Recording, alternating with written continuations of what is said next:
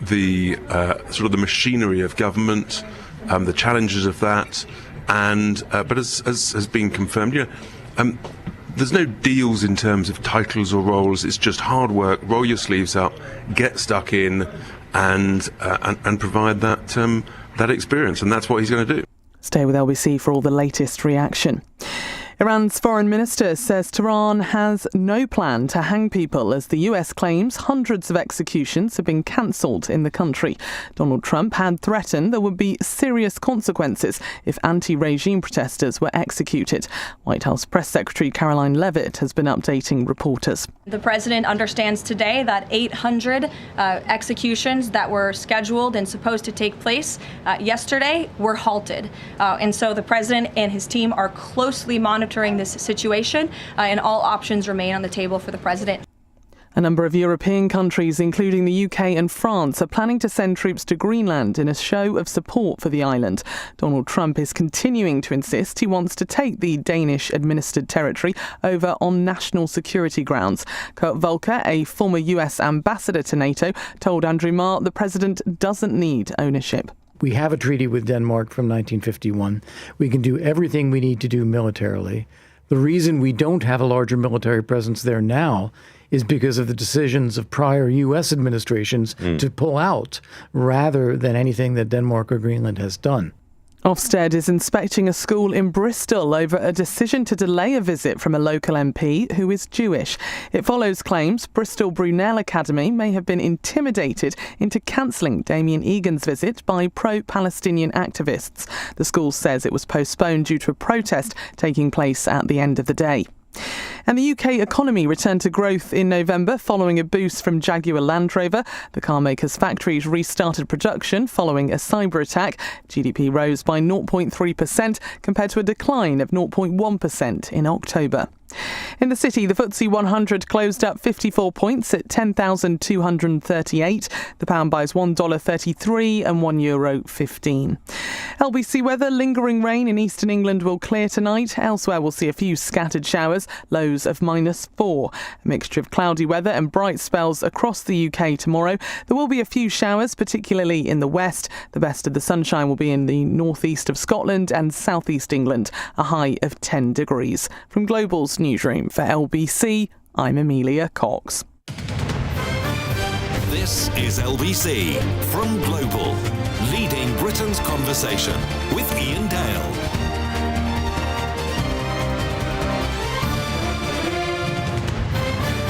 Hello, a very good evening to you. It's 4 minutes past 7 on LBC. Hope you're watching on Global Player, the LBC app, or the LBC YouTube channel. We're streaming the programme all 3 hours now, every single day. What a joyous day it is to see the leader of the Conservative Party showing leadership, taking decisive action against somebody who's been a thorn in her side ever since she has been leader. The man that she beat to be leader, Robert Jenrick, she sacked him this morning from the shadow cabinet. She suspended his Conservative Party membership because she discovered that he was planning to defect to Reform UK. The chief whip, Conservative chief whip, phoned him to tell him this news. And he denied everything and then put the phone down on her. And hey presto, at 4:30, Nigel Farage unveils him as his latest new recruit. Well, a lot to talk about. Do you think Kemi Badenoch did the right thing? Did she actually have any choice? What does it say about her leadership, about her grip on the Conservative Party? But what does it say about him? I'll give you my views on what it says about him in a moment. And pin your ears back, because I can tell you now it won't be pretty. What does it say about Reform UK as well? Because on the face of it, to attract the man who nearly was leader of the Conservative Party is a bit of a coup. But I suspect there'll be a lot of people, a lot of members of Reform UK, who will be thinking, I'm not so sure this was such a good idea, because they're already gaining a reputation as being a retirement home for failed Tory MPs and ministers. Well, let's take us through the day's events. Natasha Clark is here, our political editor, to do just that. What a day, Natasha. Yeah, it's been sensational, really. And I don't know about you, Iain, but, firstly, when I saw this news, I gasped and didn't believe it.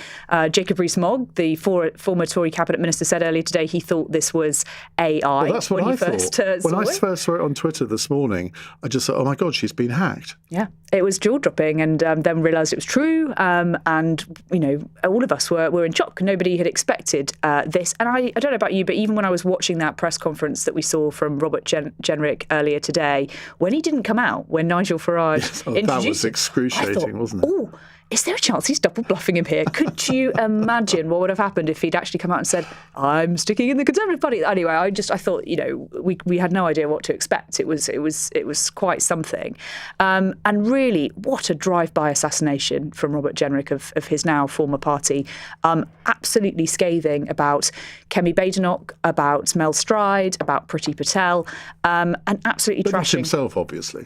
And yeah, exactly. And also just trashing the Conservatives' record in government, of which he has played a key part for many, many years. And I don't know about you, Ian, I'm sure your inbox, just like mine, has been filling up with really upset reaction from Conservatives and really angry, I think, also from many aides and former MPs, many of which I can't repeat on your show because it is very unfriendly and unrepeatable language. One former Tory aide has said he was always the ultimate traitor. Tim Loughton, the former minister, has tweeted this earlier today, dealt with Jenrick a lot as immigration minister. He invariably had to defer to officials. He was completely out of his depth, flounced off, claiming he couldn't get his way on reducing immigration rather than staying and fighting. And just while I think of it, let me tell you something which was told to me at a dinner, but since I think Michael Gove, who was at that dinner, he has said it, so I will repeat it now. It wasn't him that said this at the dinner, but it was somebody who was in the room when Robert Jenrick, who as immigration minister, was offered the job of immigration minister by Rishi Sunak, and he said, yes, but we can't go ahead with the Rwanda scheme. It's cruel. Oh, really? And he actually burst into tears. No, surely. No, absolutely. Surely and I know that, but I'll tell you in the break who this person was who told me this, and you will then understand that it has to be true. And apparently that did happen. And so fascinating. I mean, look, he was always dubbed Robert Generic for his loyalty in some ways to various regimes.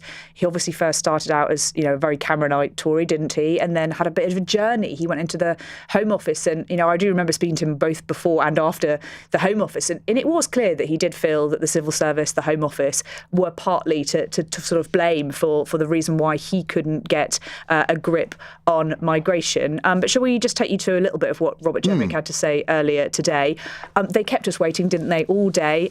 We were waiting to see if Robert Jenrick was really going to defect to reform. Nobody seemed to know. His aides were not picking up the phone. He wasn't picking up the phone. But once Robert Jenrick finally did appear on the podium this afternoon alongside Nigel Farage, he explained he was defecting. Everyone who shares my conviction has to put aside personal loyalties, has to put aside party political considerations and get behind Nigel. Because after the next general election, the choice is going to be this: Starmer, or whichever non-entity replaces him, or Nigel Farage. And it does not take me one blink of an eyelid to say to you that I want Nigel to be our Prime Minister after the next general election. That is the only way we will save our country. And so patriotic people who share my views have to rally behind Nigel and reform right now.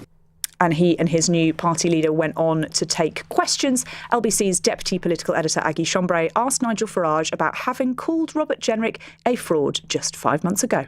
I wasn't sure that his conversion was genuine. I thought perhaps he was doing it for political advantage within the Conservative Party to become leader. I had my doubts, but I've begun to believe since the summer that actually this guy has been on a genuine journey, is viewing the country very differently. And as I said earlier, the thing that really swung it for me is he was the only principled resignation from the last government. And when people who fought very, very hard to get into Parliament, to rise up the ladder into ministerial position, senior ministerial position, for people to resign on points of principle, there are very, very few, I tell you what, Aggie, there are very, very few people in public life who do that these days. And that's what convinced me that this guy was in the same camp that I'm in. And meanwhile, shortly before that reform press conference, the Conservative leader Kemi Badenoch had been speaking earlier today about her decision this morning to sack Mr Jenrick from her shadow cabinet. It's not a blow because we have great people in our party. I have a new Shadow Justice Secretary, Nick Timothy. He is the man who exposed the scandal of West Midlands Police. That's a great win. We have lots of people in our party who can do great things. And of course, I don't want to lose people. But if people are actively damaging the party, then they cannot stay. Reform have been very clear that Aaron Banks actually put out a tweet not that long ago saying that what Reform wants to do is to destroy the Conservative Party. That's their strategy. And what Rob was doing was helping them. So, Iain, tonight, lots of questions still remain. Is this a real turning point for the right? I think probably this is, and it could be, as many people have said before, the end of the Conservative Party. I think you're probably going to have something very different to tell our listeners. But there is a question about whether anyone else follows Robert Jenrick out of the Conservative Party. Does he have support? Someone I was speaking to earlier today suggested potentially a couple of MPs could follow him. We obviously also heard from Nigel Farage earlier today saying, if you want to join us, you better get in line soon, because after May the 7th, we ain't taking any of you coming any further into the into the Reform Party from the Conservatives. And obviously, we've been talking about this time and time again with every Reform defection, every big name they get. When does this Reform anti-establishment party just become the establishment? Just become a bunch of washed-up old Tories, has-beens, people that used to be in government, the exact same people that Reform have been having a go at time and time again for years now. And now they are welcoming them into the party. I can't help but think at some point this is going to start to hit them in the polls. Well, I just wonder whether Kemi Badenoch in the next couple of days will do a speech where she effectively says, any other Conservatives that want to join Robert Jenrick in Reform, please leave now, because I want to get this party back on its feet. This is how I'm going to do it. But anybody that hasn't got the stomach for this fight, be my guest. Go and say it in almost in as blunt terms as that. I think that might well happen. I think so. I think that could happen too. And she has actually emailed all Conservative members today with a statement that linked to her statement. This is what's happened. This is what I've done with Robert Jenrick. I think that will shore up a bit of support. But let's be honest. Even though Kemi Badenoch was first out of the stumps on this, even though that she has essentially got out there first and really tripped up both Reform, Nigel Farage and Robert Jenrick today, what's happened is that she has suffered a big blow to her party. You might disagree. You might say, actually, better off out. But it is a big blow to the party. Whenever a senior figure of a political party, it doesn't matter what political party, when they go to another one, that is a blow. But let me tell you what I really think about this defection. Natasha, thank you very much indeed. I have very little respect for anyone who defects from a political party that they've been a member of for many years. Obviously, there are different circumstances. But when you see the history of Robert Jenrick, it is very clear to see that this man is a pure charlatan. He came into Parliament in 2014 in a by-election, and he portrayed himself then as an ultra David Cameron supporter, full of the hugger hoodie and all of that stuff. And then over time, he's gone to support different leaders in different ways. But in the last few years, he's become, well, I called him a year ago a pound shop Tommy Robinson because of some remarks he made, a post that he did on social media, where he dismissed all Muslims as having medieval attitudes and from an alien culture. Now, I don't deny that there are people who believe in Islam who do hold some views that you could be described as that. However, you can't dismiss an entire faith. And words have consequences in politics. And I wrote an article for the newspaper in which I took into task for this language. It says, what on earth has happened to this very urbane man who's become this hard right fundamentalist? It's just not right, a lot of the things that he's been saying. Kemi Badenoch, I think, would have quite liked to have got rid of him then, but she was in a fairly weak position and couldn't. I think the Conservative Party is well rid of this turbulent priest. He was not to be trusted. Everyone in the upper circles of the Conservative Party knew what he was doing, machinating against Kemi Badenoch. And then, of course, after her conference speech and then her response to the budget and her performances at PMQs, he could see that his prospects of becoming Tory leader were diminishing by the week. And I think that is what has driven him to make this decision today. Now, he clearly hadn't intended to do it today. Kemi called him out. I think a really brave act of leadership on her part. I think she's done exactly the right thing. Somebody's just said, Rosa, on my screen here, he's been radicalised. Well, I think that actually is quite a good way of putting it. Many people put it down to his wife, who's a very sort of MAGA-supporting Trumpite, I suppose, and that maybe she's influenced his political journey. I have no knowledge of that whatsoever. But there is no doubt that he's been on a political journey. And as I said to Natasha just now, when he was offered the job of Minister of State for Immigration by Rishi Sunak, he thought he was going to be made Home Secretary. He was really annoyed that he wasn't being given the top job. And he broke down in tears in front of Rishi Sunak, begging him to abandon the Rwanda regime because he regarded it as cruel. Well, he's been on a bit of a journey since then, hasn't he? I could go on at great length about this conversion to the hard right. I suspect Nigel Farage is going to live to regret the day that he ever allowed Robert Jenrick into his party. Robert Jenrick, I think, is going to be a real troublemaker within Reform. I don't think he's going to get on with Richard Tice. I don't think he's going to get on with Zia Youssef. We shall see. I may be wrong. It may be the making of Reform, but I doubt it. We'll come to your calls in a moment, and we're going to be hearing from the new leader of Reform UK in Scotland, Malcolm Offord. It's 18 minutes past 7. Weekdays from 7 a.m. They have fatal incompetence. Straight to the point. What is the problem they've got over there? Nick Ferrari at breakfast on LBC. The country's going backwards. Growth down. Energy prices up. Listen on our free Global Player app or the new LBC app. Download it now from your app store. LBC.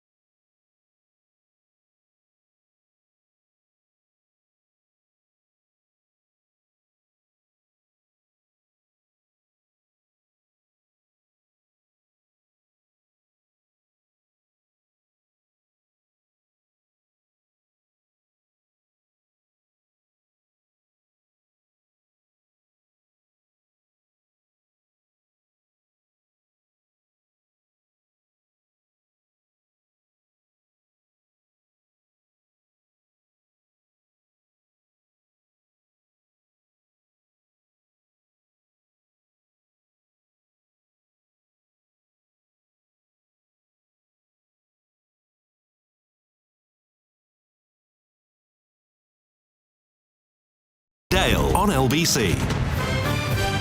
It's 20 past 7 on LBC. We'll come to your calls in just a moment. But first, let's talk to the newly appointed Reform UK Scotland leader, Malcolm Offord, who's a former Conservative peer and business minister. Malcolm, very good evening to you. Now, I promise you, we are going to talk about Reform UK and its prospects in Scotland in the May elections. But I have to start with the defection of Robert Jenrick. Now, you went through this process a few weeks ago. What's your reaction to Robert Jenrick joining Reform tonight? Well, I have to say it was a rather sensational event. We were sat in Kirkcaldy, Nigel Farage and myself, at 11 o'clock getting on with our press conference, and the news literally broke live at that moment. Look, it's a sensational appointment, move, defection, call what you want, from Robert Jenrick to come to Reform. I have to say that. Well, it's certainly a sensational move, but can he be trusted given the political journey that he seems to have been on, going from an ultra Cameroon to somebody who speaks the language of the hard right? It's interesting, this, because for those of us who have done this, journey is the right word. These decisions are not made easily, and they're not made quickly, and they take quite a long time in the gestation and then in the delivery, indeed. And, Danny Kruger went through his own journey. That was an important part of my journey, watching how he did his, which is when you feel that you cannot live in the party you're in because you're having to disagree continually with the party line, you actually have no choice but to move. We're all fundamentally pretty loyal people, pretty tribal people. We want to stay, we think, in the family we belong in. But you get to the point where you don't belong there, you've got to move. And it has to come from conviction. It cannot come from careerism. It has to come from conviction. But how can his loyalty be trusted by Nigel Farage, given that he's been incredibly disloyal to the woman who beat him in the leadership contest? And it's not just today's evidence. I mean, he's been machinating against Kemi Badenoch all the way through. Who's to say he won't do the same to Nigel Farage? No, but the struggle that he's been demonstrating is a struggle of two sides of that coin, which is to want to stay loyal to your party, but struggling with the fact that that party no longer believes or can deliver what you think the country needs. And reform is effectively a movement of people who want change. And you've got to really want change. It's a visceral thing. It can't just be an intellectual exercise. And I think what he's demonstrated is that is a struggle and it's a fight and it's not an easy process. But when you do it, you have to finally go with conviction. But if Reform UK gets a reputation of being a retirement home for former Tory ministers and MPs, that doesn't signal change, does it? It means that, well, it's back to the Boris Johnson years. I think there are 7 ex-Boris Johnson ministers now that have defected to Reform UK. That's not putting a fresh face in. That's not indicating change, is it? No, but I think I can see why that optic, and that's been a big theme today, that optic about ex-Tories. But there are, as you know, conversations going on with other members in other parties. And certainly from a Scottish point of view, we are looking at putting out a team of 73 candidates for Holyrood 26. We've got all the bases covered. And this is a very exciting group of people because these are not people known by the public. They're not former politicians. They're not professional politicians. They're a group of people who are actually saying, who are coming from normal walks of life, who's saying enough's enough, we want change. And that is not going to, I can tell you right now that when you see the line of candidates for Reform Scotland for May 26, you're not going to see very many ex-Tories there at all. You're going to be one of them, though. You're going to be leading the campaign. Have you been handed a poisoned chalice, or is it? I mean, I watched the press conference this morning, and you did look as if you were really going to relish the challenge ahead for the next 4 months. But what are the limits of your ambitions? Well, I don't think there should be a limit to ambition. I think that the momentum is with us. We've now got over 12,500 members. We've got the 73 seats covered, and we're now second in the polls. It's now a two-horse race, really, between Reform and the SNP. And on the doorstep, we're getting a lot of support in Labour heartlands. Working people, ordinary, decent working people, hardworking people are fed up with the status quo, with promises every 5 years and nothing changing. And Labour, the clue is in the name, used to represent working people, and they don't anymore. So the reality is that Reform is a new movement that says we want change in Holyrood. After 25 years of mid-table mediocrity, we want change. Obviously, Reform UK backed Brexit, or that wasn't actually existing then, but it's a successor party. Is Reform UK standing as a UK unionist party in these elections, or are you targeting SNP votes as well? Well, the clue in the name, Reform UK, we are a UK-wide party, we are a unionist party. However, here's the thing. Within Scotland, we have a wide range of opinion on Constitution, and we're fed up with it. We've talked about it for 25 years, and the public's fed up with it. But one thing we can coalesce around on either side is we want Scotland to become the most successful part of the UK. And right now, there's no appetite for talking about a referendum. There's no appetite for talking about the Constitution, but there is appetite for talking about how we make Scotland prosperous and successful inside the UK. And I can see that appealing to nationalists as well as unionists. And are you getting a fair crack of the whip in the Scottish media, which, in my experience, tends to give the SNP a little bit of an easy ride?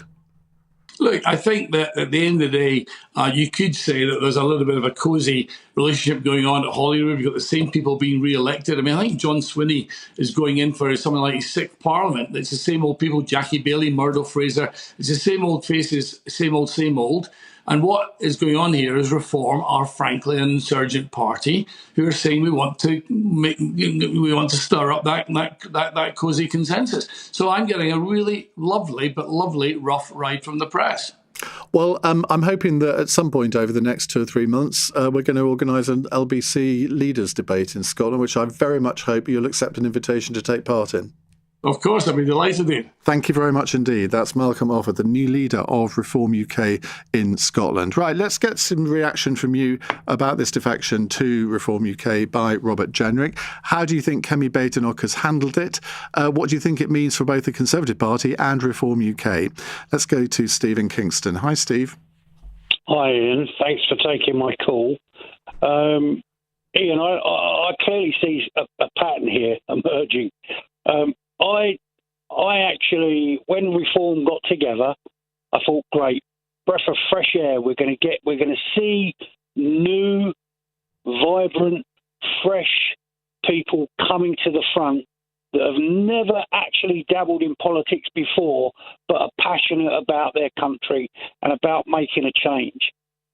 I am really disappointed in Nigel and what he's doing.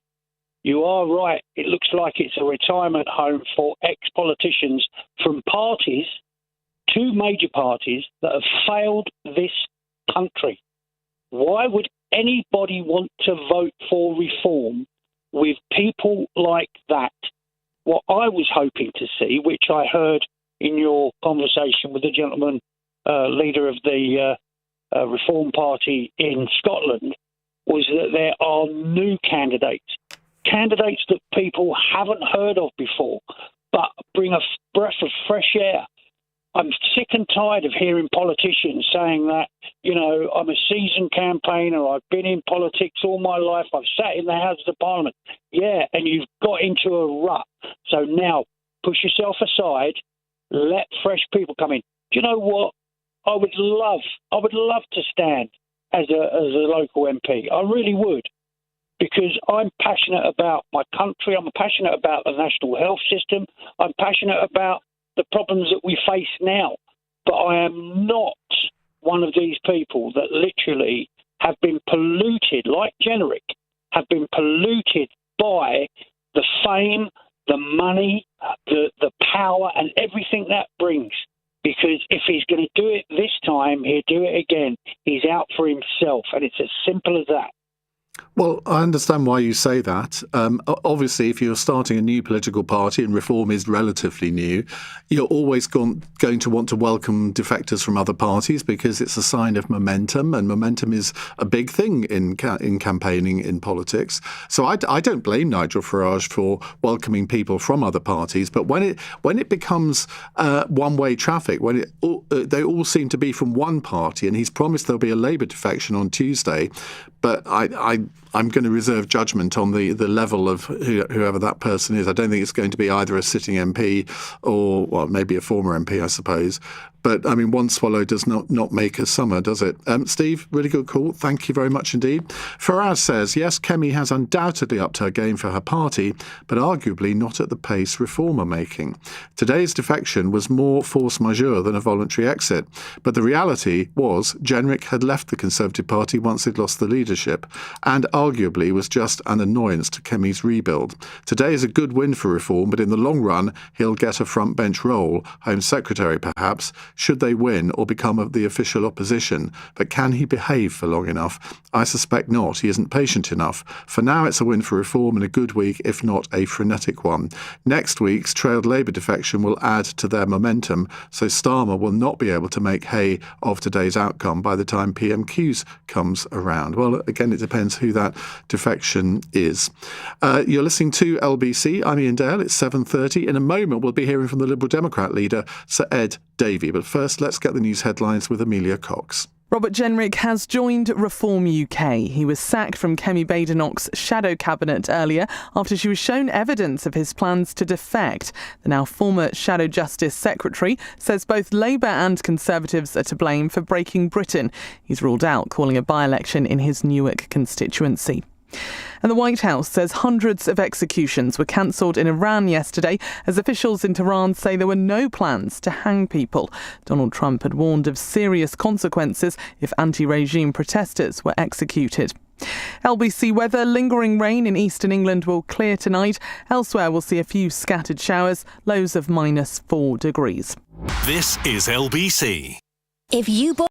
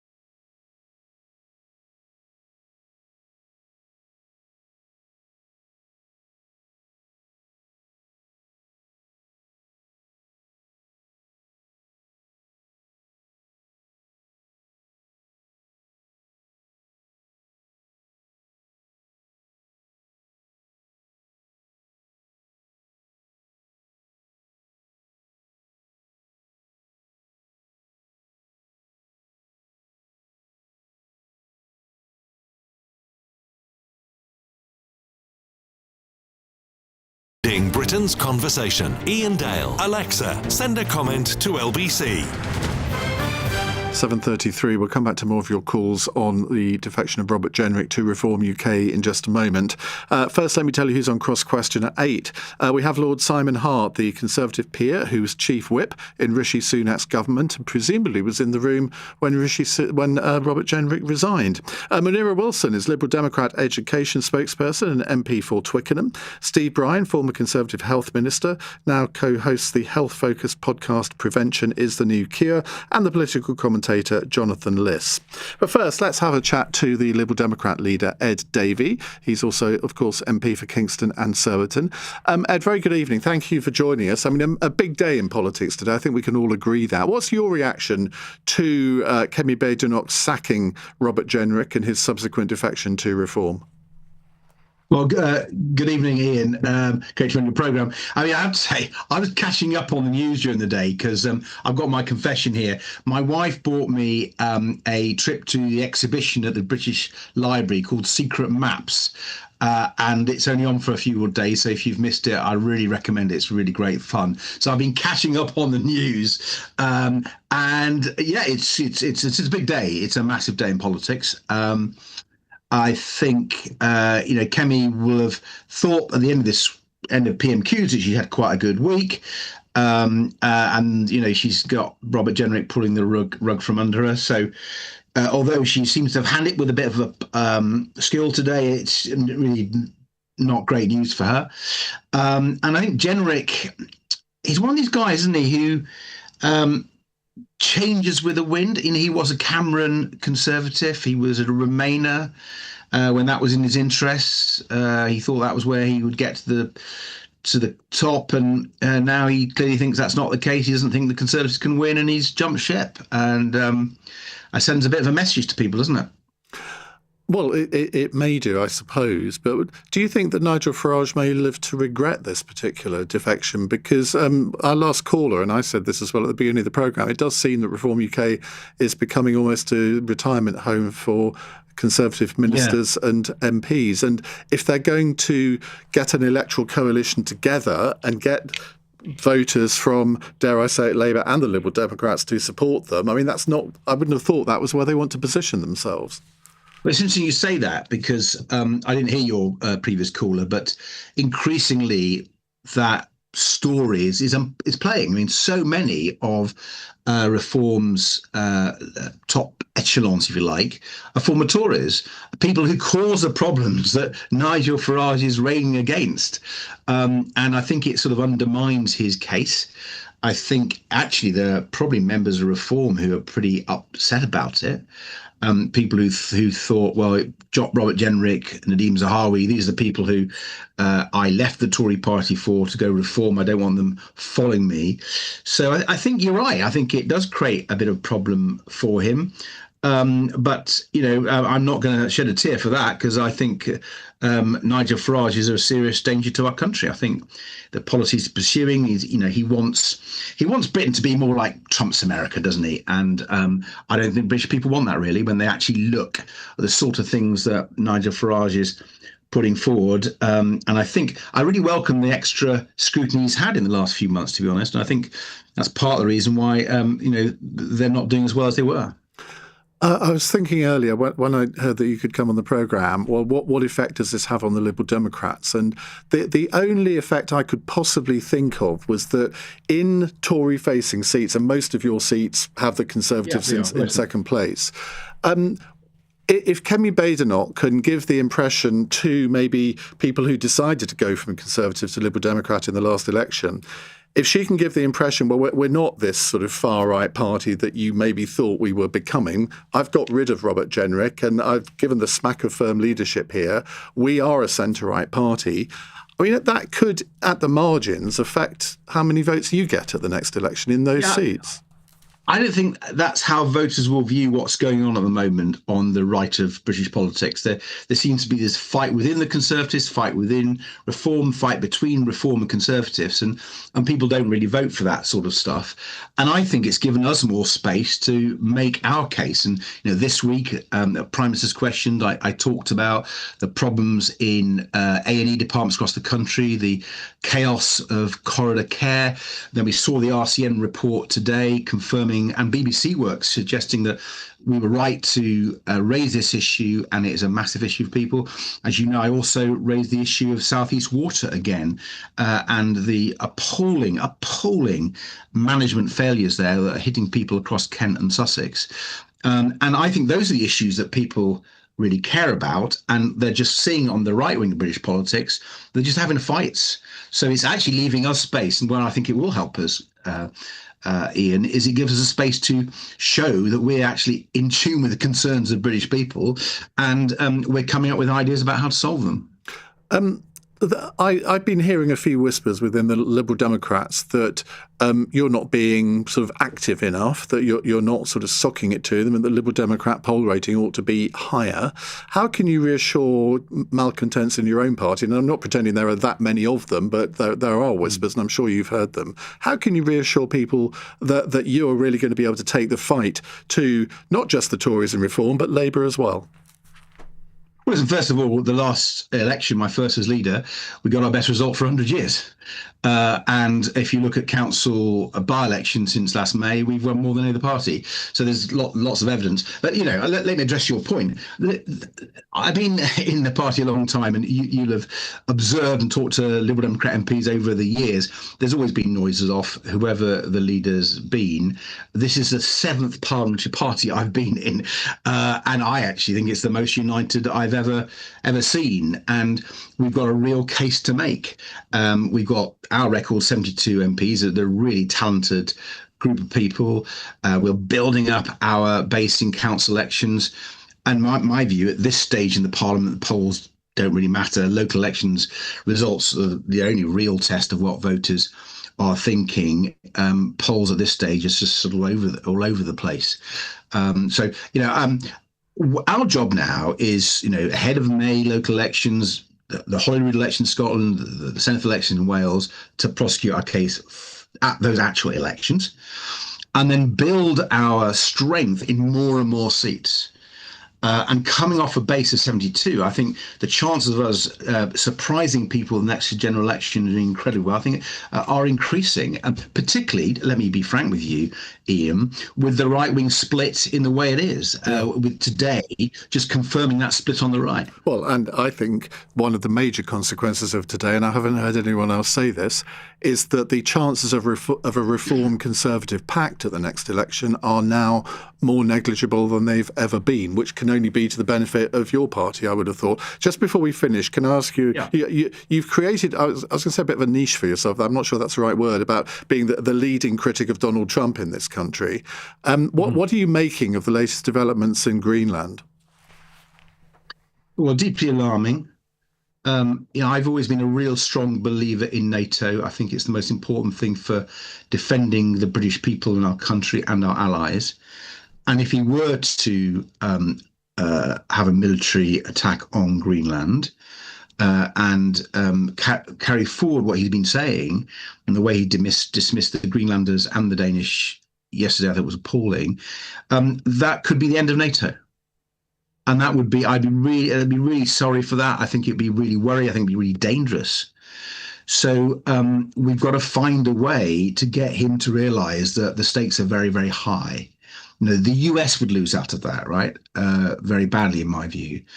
And so I think the government's right to work with European colleagues. The letter that Keir Starmer signed was important, but we've actually got to go there and show in a proper NATO deployment that we are serious about the defence of Greenland from Russia, which is what President Trump is saying it's all about.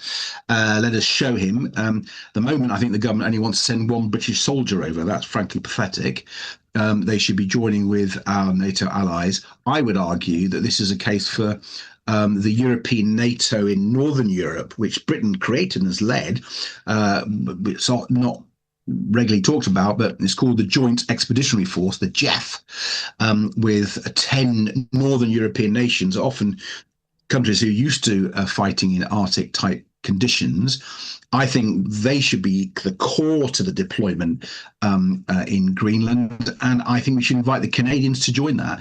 And I think that would show to the White House, yes, that NATO is prepared to support the US in its backyard against threats from Russia and China. Ed, thank you very much indeed for joining us tonight on LBC. That's Ed Davey, the Liberal Democrat leader. Right, back to your calls, your reaction to Robert Jenrick defecting to Reform UK and Kemi Badenoch sacking him. Simon's in Eastbourne. Hello, Simon. Hello, Ian. Nice to speak to you again. It's a shame I'm following Ed Davey because you've thrown me off my main train of thought. Oh, sorry about that. I used to be a fairly sort of keen Liberal Democrat supporter until the COVID position they took, which forced Eastbourne to lose a bloody good MP that served us well, who realised that if they held firm on that line, he would lose his votes, and sure enough, he did. And that was very sad. But anyway, back to the Jenrick thing. It's now just highlighting the fact that politicians are self-serving in the country rather than serving the country. And Robert Jenrick has done a calculation that he thinks that Reform stand a better chance of being elected next time up, so he'll bail out and whatever. I was brought up during the years of conviction politics with Maggie Thatcher, Michael Foot. You knew what you were getting. They were saying what they believed in. And the people in their cabinets and shadow cabinets were fully behind them. Today, it's not so true. You can see that these poor so-and-sos they bring out on the assorted political programmes, which I'm an avid watcher of, they're just spouting the party line. You're not speaking from their heart. Hasn't it always been thus? So if you're on the front... But they used to con me better then, because I used to believe them. But now, I was naive. Now you're old and gnarled, Simon. You've got all the experience that takes you out of your naivety.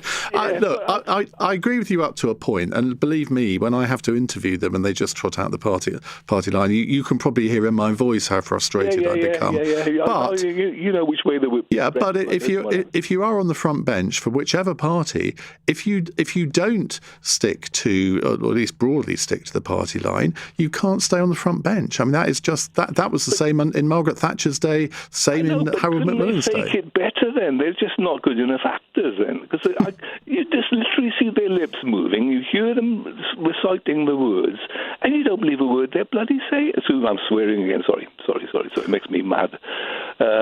Nothing wrong with a bit of passion. I'm sure I'm not unique. No, you're not. I hear it all the time from listeners. If you're a regular listener to the show, you'll know how many listeners do call in, and they're equally as frustrated as you. Simon, thank you very much.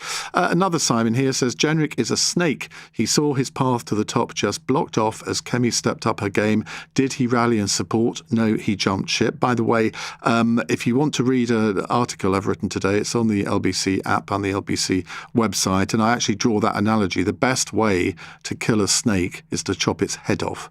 And that's what Kemi Badenoch did to Robert Jenrick today. Simon says he's as much of a career politician as Starmer, although with more personality, saying and doing anything, switching loyalties and positions to get the top job. Good riddance to him, says Simon in Gravesend. P.S. Nigel, watch your back. Very good advice there, Simon, I would say. You're listening to LBC. I'm Iain Dale. It's 7:46. Nick Ferrari at breakfast on LBC. It is time for the Nick Ferrari sack race. Who has to go first? Would seem to be the deceitful Chief Constable of West Midlands Police, Craig Guildford, who allowed material and evidence to be fabricated. Or what about if you're one of the poor souls living in parts of Kent and Sussex who have now, they were without water for 12 days in the run-up to Christmas, and it's run by South East Water with the oafish water drip of an idiot saying that he gave himself an 8 out of 10 rating. They both need to go. Both. Nick Ferrari at breakfast. Back tomorrow morning from 7. Listen on our free Global Player app or the new LBC app. With over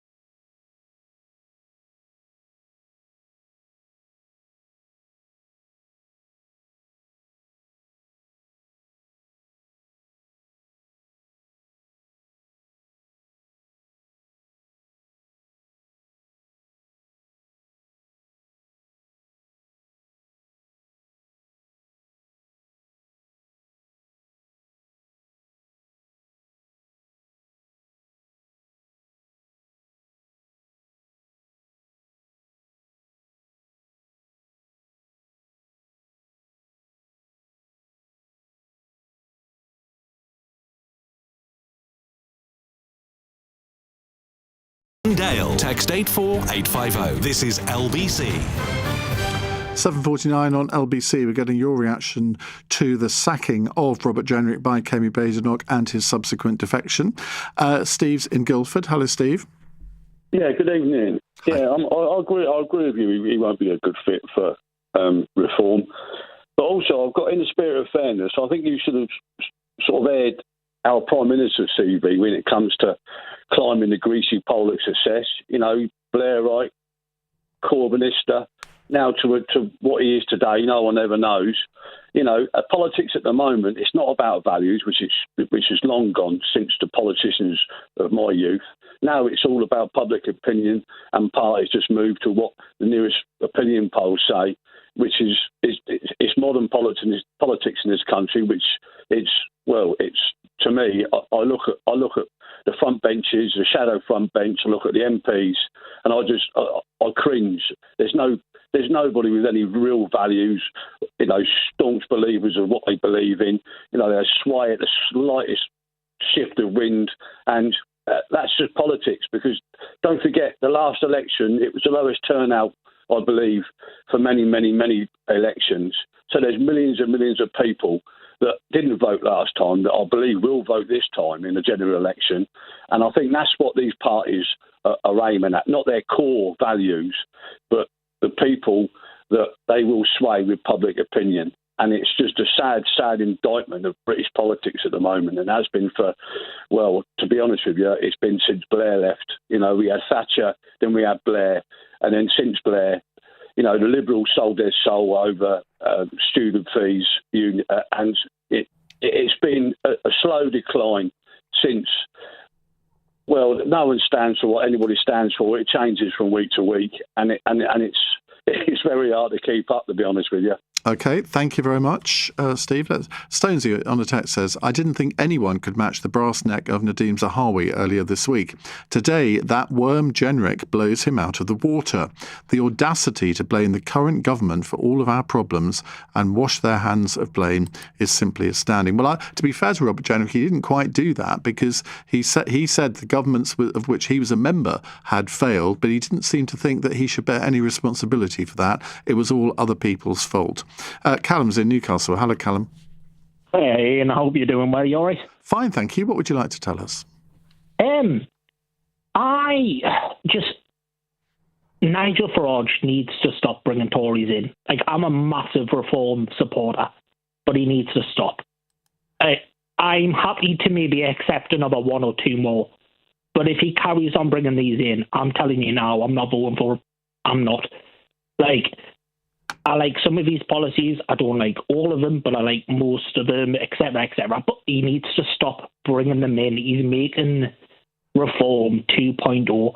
He brought me in because I was somebody who didn't like Labour, didn't like Conservative, didn't like Lib Dem, didn't like whoever. And he brought me in because he was that other party. But now he keeps on bringing them in and bringing them in and bringing them in.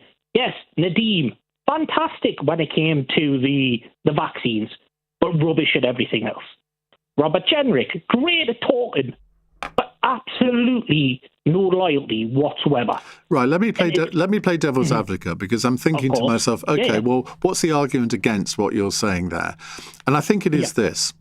If Nigel Farage genuinely believes he can become Prime Minister, one of the things he's got to do is to convince me, or indeed everyone, well, I've got a government in waiting. We need to know who's going to be the Chancellor of the Exchequer, who's going to be the Foreign Secretary, and so it goes on. Who will be in a cabinet? Now, it's all very well, and in an ideal world, you would probably like a cabinet of all new people who weren't necessarily got a big political background. But you do need some people, and I think this Labour government is a good illustration of this, where they've got very few people who've ever been in government before, Ed Miliband being the exception. You've got to have a few people who know how to pull the levers of power, because what Labour have found is that the civil service, and this is not a huge criticism of the civil service, but they're very good at not making things happen if they don't want them to. And can you imagine the civil service operating under a reform government? They will try and put a block on virtually everything. So you've got to have a few people who do know what to do. So Farage will say, well, Nadhim Zahawi, you may not like some of the things he did as a minister, but he managed to get all the vaccines out, so he knew how to pull the levers of power. So that would be his justification. Does that fit with you? No, 100%. And honestly, I laughed and agreed with you 100%. Every word you've just said there is absolutely spot on. I couldn't agree more.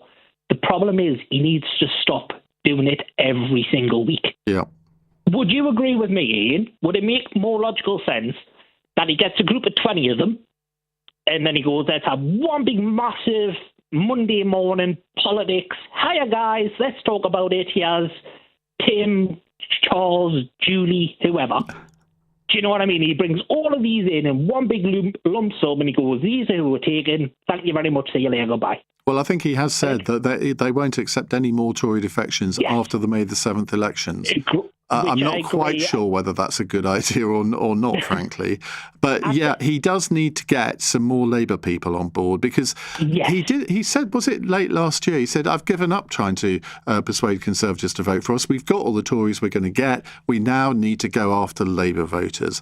But this is not the way to do it, as you've just demonstrated. For me, I don't think he needs to go for the Labour voters. I think what he needs to go for is the voters who, like myself, are right in the middle. So I have voted Lib Dem, Labour, and Conservative. In my last three, because I'm who I've legally been able to vote for since age of. What you're saying is Callum, you're fickle. Vote. Yes, exactly. and no, which is true. But for me personally, I'm in an area that Labour is absolutely useless. But Lib Dem is great. Conservative just don't have a chance. Conservative I voted in the last Parliament was because at the time I thought they were best for me as a person, as an individual.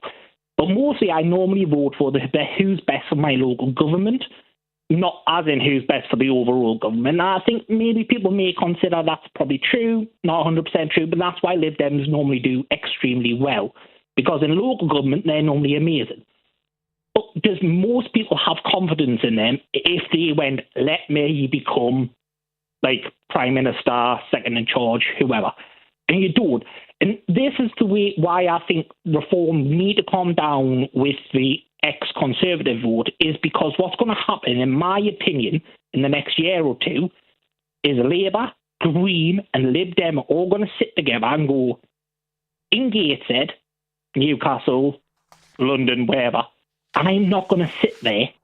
You can go vote so we can kick reform out. Yeah. Okay. Thank you very much indeed, Callum. JS says, Jenrick is a political weasel. What a great day for Kemi to be rid of that disloyal egomaniac. Kemi is an honourable, decent individual. That's from Joe in Belfast. Let's finish off with Mary in Shrewsbury. Hello, Mary. Oh, hello there, Ian. Hi. Thank you for taking my call. I always listen to your program. It's great. Thank you. I just wanted to say that and it's not just me, it's a few friends, is the older generation. We've been supporting Conservatives for, all our lives in here. And I'm talking as well about my mum-in-law, all the generation friends as well. And we were quite reluctant to support reform because of many things, maybe because the media demonized reform a bit. They always come in the right hard-wing party. But frankly, I think they're the ones that they are putting the interest of the people on heart. And it's not just me, and he was saying, well, unless Robert Jenrick moves, I think he has done a lot for the Conservative parties. He was true to their values. He was really fighting very hard. So now that he has moved to reform, I did say that to my husband, you know what, I was not convinced. I said to him, unless people like Robert Jenrick goes to reform, defects to reform, then I will vote reform now. So now reform has my vote as well. Wow. Okay, Mary. Well, he's got one more vote for reform. Anyway, Mary, thank you very much indeed. Right, we are going to move on to Thursday's Cross Question, because in case you hadn't realised, we're now doing Cross Question Monday, Tuesday, Wednesday, Thursday. On tonight's panel, as if by magic, we have a former Conservative Chief Whip, Lord Simon Hart. He was actually Chief Whip when Robert Jenrick resigned from the government. Munira Wilson is Liberal Democrat Education spokesperson and MP for Twickenham. Steve Bryan, former Conservative MP and Health Minister, who now co-hosts the Health Fit Focus podcast Prevention is the New Cure, and the political commentator Jonathan Liss. They'll all be here to answer your questions, not just on Robert Jenrick, not just on reform or the Conservative Party, but anything else you like. On your radio, on the LBC app, and Play LBC. Leading Britain's conversation. This is LBC. From Global's newsroom at 8 o'clock, ex-senior Tory Robert Jenrick has joined Reform UK. The announcement comes just hours after he was sacked from the shadow cabinet by Conservative leader Kemi Badenoch. Lib Dem leader Ed Davies told LBC this could backfire for Nigel Farage. Jenrick, he's one of these guys, isn't he, who changes with the wind. He was a Cameron Conservative. He was a Remainer when that was in his interests. He thought that was where he would get to the top. Now he clearly thinks that's not the case. He doesn't think the Conservatives can win, and he's jumped ship. That sends a bit of a message to people, doesn't it? The White House says Donald Trump's told Iran it will face grave consequences if the regime's killing of protesters continues. Meanwhile, 4 Arab states have conducted intense diplomacy with the US and Iran to try and prevent Washington from attacking. A number of European countries, including the UK and France, are sending troops to Greenland in a show of support for the island. The US President Donald Trump's continuing to insist he wants to take the Danish-administered territory over on national security grounds. And the UK economy returned to growth in November. GDP rose by 0.3% compared to a decline of 0.1% in October. In the city, the FTSE 100 closed up 54 points at 10,238. The pound buys $1.33 and €1.15. LBC weather. Lingering rain in eastern England will clear tonight. A few scattered showers elsewhere. A low of -4. From Global's newsroom for LBC, I'm Daryl Jackson. You probably think you're pretty good at multitasking behind the wheel. I mean, you have to multitask to drive. So what's wrong with checking your phone? The thing is, your brain simply for quick reply, affects your concentration and makes you less able to react to hazards. If you use a mobile phone while driving, you're 4 times more likely to crash. Think. Put your phone away. I've looked after my kids since they were born. Now they've got kids. I still want to look after them. I don't want them struggling to make decisions about my money or my health if I can't. So we made a lasting power of attorney. Now, if I can't speak for myself, they'll speak for me. It's a weight off for all of us, isn't it? Yes, Mum. Lasting power of attorney. Search your voice, your decision. This is LBC from Global, leading Britain's conversation. Cross Question with Iain Dale. Hello, a very good evening to you. It's 3 minutes past 8 on LBC. Welcome to Thursday's Cross Question. Let me tell you who's on the panel. To my left, Munira Wilson, Liberal Democrat education spokesperson and MP for Twickenham. Next to her, Lord Simon Hart. I still haven't got used to that. I don't know if you have, Simon. No, me neither. It's Simon on the panel, isn't it? Conservative peer. He was Chief Whip in Rishi Sunak's government, as well as Secretary of State for Wales. Steve Bryan, former Conservative MP and Health Minister, who now co-hosts the health-focused podcast Prevention is the New Cure. We wouldn't normally have 2 former Conservative MPs on the same panel, but given the news today, I think we can be excused. Jonathan Liss is here, also political commentator. So if you have a question for them on any subject, not just what's happened today with Robert Jenrick, we'd love to hear from you. 0345 6060 973. You can, of course, watch us on Global Player, the LBC app and the LBC YouTube channel. Call 0345 6060 973. Text 84850. Cross Question. Watch live on both Global Player and the new LBC app. This is LBC. Let's go to our first call. It's from James in Ayr. Hello, James. Oh, hello there, Ian. I tried to. I got back past the generational block and your research assistant because I have to explain what the SDP party is back in the 1980s. Go on, then. And that's fundamental to the question I'm going to ask you. Is this moment for the Conservative Party analogous to the moment for the Labour Party in the early-ish 1980s with the SDP? The reason I ask that is because, in my mind, elections are always won from the centre. And my feeling is that despite the current manoeuvres on the right, and I'm of the left, so it's an open question to you, I think the Conservative Party will survive this. And I think actually it's important that it survives this, as it was important the Labour Party survived the SDP, because I think both the Labour Party and the Tory Party are broad churches, and I think that's important in the British democracy. So it's a kind of an open question, Ian, to you. Okay. Well, let me just give a little bit of background to this, because if you're under the age of 57, you wouldn't have ever had a chance to have voted for the old SDP. There is actually a new SDP that has the same logo, but it's, shall we say, a little bit different to the old SDP. The old SDP was effectively people from the moderate bit of the Labour Party that formed a new party in the early 1980s. They formed an alliance with the Liberal Party then, so they fought the 83 and 87 elections as the SDP Liberal Alliance. But because the left of centre vote was split between Labour and the alliance, the Conservatives got two massive majorities, or that was at least one reason why they got massive majorities in those elections. Have I explained that well enough? I'm asking my before my time. Yeah, yes. My historical reading. Okay. Well, I'm the only one who you're the only one that had a clue what I was talking about, Simon. So, I mean, essentially, if Reform UK and the Conservatives split the right-wing vote, that can only be to the advantage of Labour and the Liberal Democrats. That's, I think, James, confirm. Is that your thesis? Yes, it is. Yes. Yeah. Good. Okay, Simon, let's start with you. No, I mean, well, that's what happened in 2029, in the July 24 election. In my own seat would be a good example of that. So, yeah, it didn't seem to matter however many times you'd go through the same motions on a doorstep saying, look, you do realise that, vote reform is going to deliver a Labour MP, going to deliver the precise opposite to what it is you actually seek.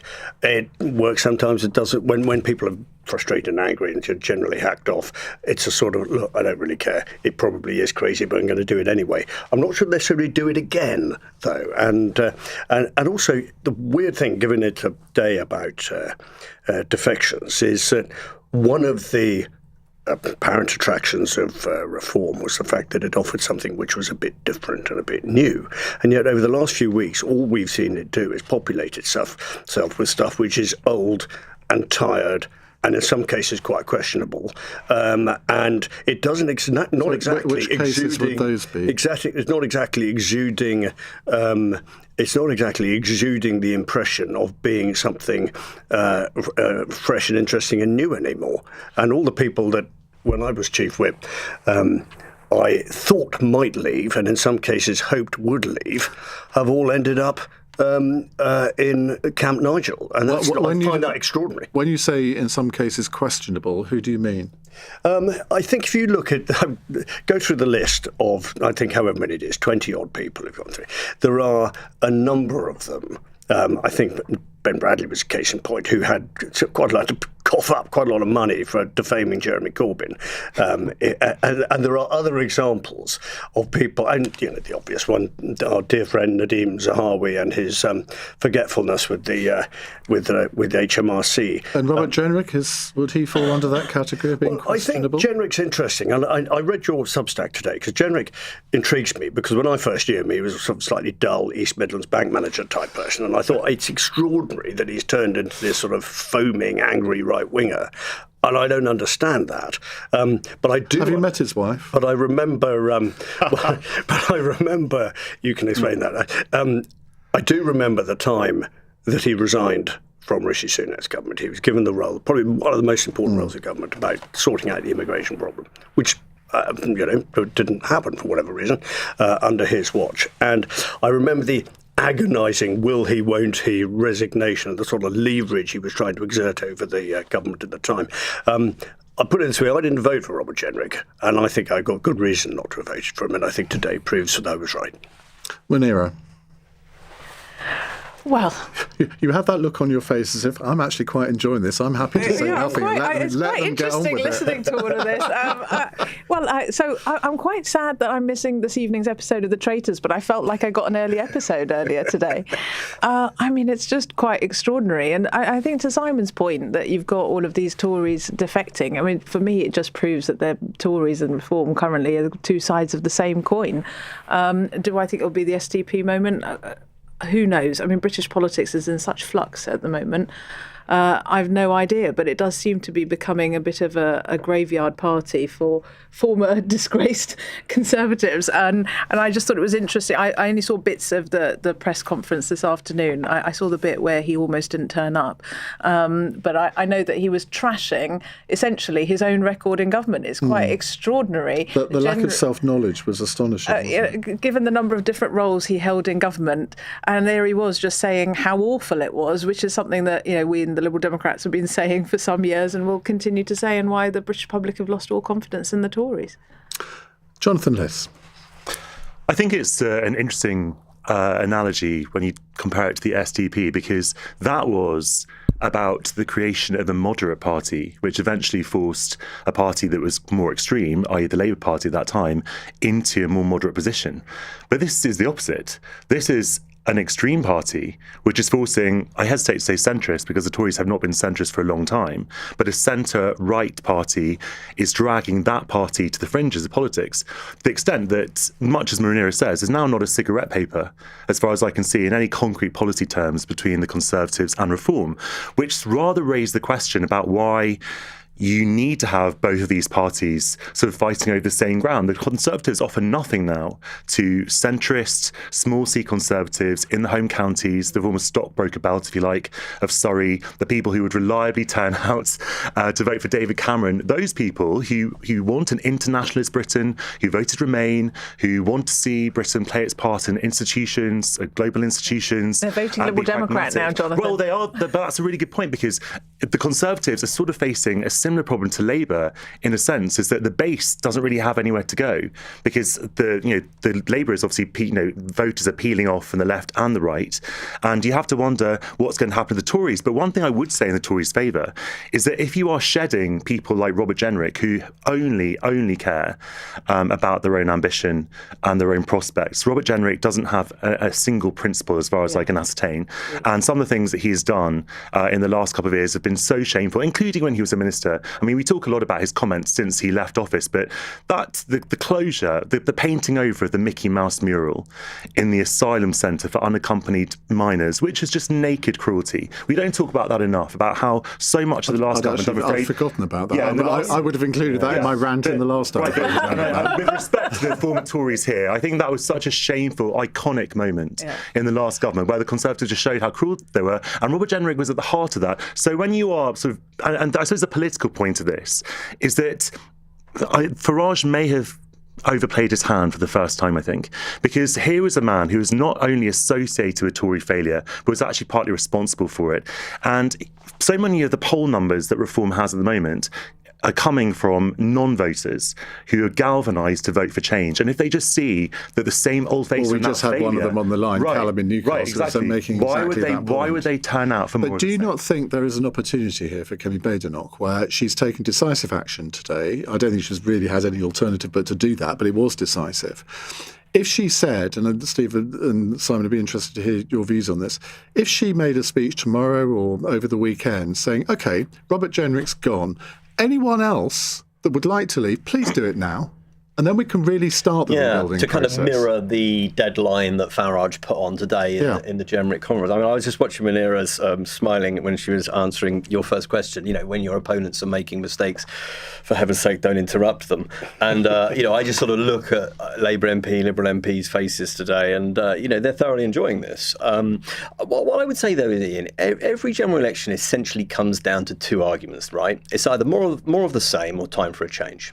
And at the next election, let's say it's still Keir Starmer as leader of the Labour Party, which I think is by and large the most likely outcome, because the Labour Party have got no ruthlessness at all. And you've got Nigel Farage, establishment figure, have you met West stockbroker, yes, and you've got Ed Davey on his waveboard, who looks like the future and who looks like the past. If Kemi Badenoch chooses a path that tries to grab the sensible centre-right, the sort of Tory that I am, the One Nation Tory, the one that won Winchester 4 times, then actually there's a huge electorate out there that still wants to vote for that kind of party. And that's the choice. Many of them voting for Manera's party. But that's the choice that the Tory party now has, would be the argument that I made. When I saw her sacking of Robert this morning, I thought, well, look, she's either going to look very foolish or she's going to be proved right. And she's certainly been proved right, because this is exactly what he went on to do. But, I mean, Simon and I were in the House at the time. We remember when Robert came in at the Newark by-election in 2015. He could almost not believe that he wasn't sent straight to the Treasury as Chancellor. When I first became this is a common affliction. When I first became an MP, Ian, somebody who I'm not going to name said to me, "You'll find in here, Steve, that there's lots of people who've got a lot more ambition than they do talent." And I'm not saying that Robert's not talented, because he is, and he's a very good communicator, particularly on social media. But I mean, you're right, John. This is about Robert's ambition, and Nigel Farage may just have found his successor standing next to him today. And that's not good for Farage either, by the way, because Farage has always operated one-man parties, and anyone who tries to rival Farage in any way always finds themselves defenestrated. Exactly. And if Jenrick thinks that he's going to be sort of challenging Farage to the leadership, or has anywhere near the kind of far personal worse appeal, than that, because he's got Richard Tice, he's got Zia Absolutely. Youssef, he's got Lee Anderson, will all regard him as a Johnny-come-lately. Yeah. And Zia Youssef and Jenrick have previous as well, by the way. They do. That's going to be interesting. Munira, there is possibly an issue for the Liberal Democrats here, isn't there? Because if Kemi Badenoch does succeed in doing what Steve and I were suggesting that she might do, and essentially saying, look, we're the sensible Conservative Party, we've got the party back again, we're not some sort of zany right-wing sect, we want Liberal Democrat voters back to us because we are their natural home. Now, that could provide a bit of a challenge, could it not? Well, I'd be surprised to see her go that way. Nothing I've ever seen of Kemi suggests that is the way she leans. It's just not where her instincts are at all. So unless, the Tories have a really bad set of local elections in May, which I suspect they will, and then decide to change leader, now that Jenrick's out the frame, unless they try and find somebody more moderate, but there aren't many of them left, let's face it, or they either stood down. More than you have. They either stood down or lost their seats at the last election. A lot of those One Nation areas, as Steve said, have now gone Liberal Democrat. So I can't see them changing tack. The people that you've got in charge, like Kemi, she's put Nick Timothy in now to replace Robert Jenrick. I mean, yes, he's a good political operator and communicator, but his politics are way to the right. So I don't think. He was special advisor to Theresa May. He worked for Theresa May, wasn't he? Right. He worked for Theresa May. What, have you heard some of the things that there's a lot of dog whistling in his questions when he gets up and asks questions in the House of Commons to do with the Islamists taking over this country. Well, he was quite right about the Maccabi. He absolutely was, and I give him credit for that. And Keir Starmer sort of ridiculed him for it. But Theresa May was no liberal, by the way. I mean, being a spat to Theresa May doesn't. No, exactly. She was when she was a Home Secretary. She was pretty damn right wing. I mean, she's mellowed, I think, since she stepped down. Introducing the forced marriage legislation, that was right wing, was it? I mean, not everything that she did was no, but she was the one who created the hostile environment with the vans going around the country. Right. We've got some more questions on this in a moment, but as I say, we don't want to spend the whole programme talking about Robert Jenrick. It's 18 minutes past 8. This is LBC. Get that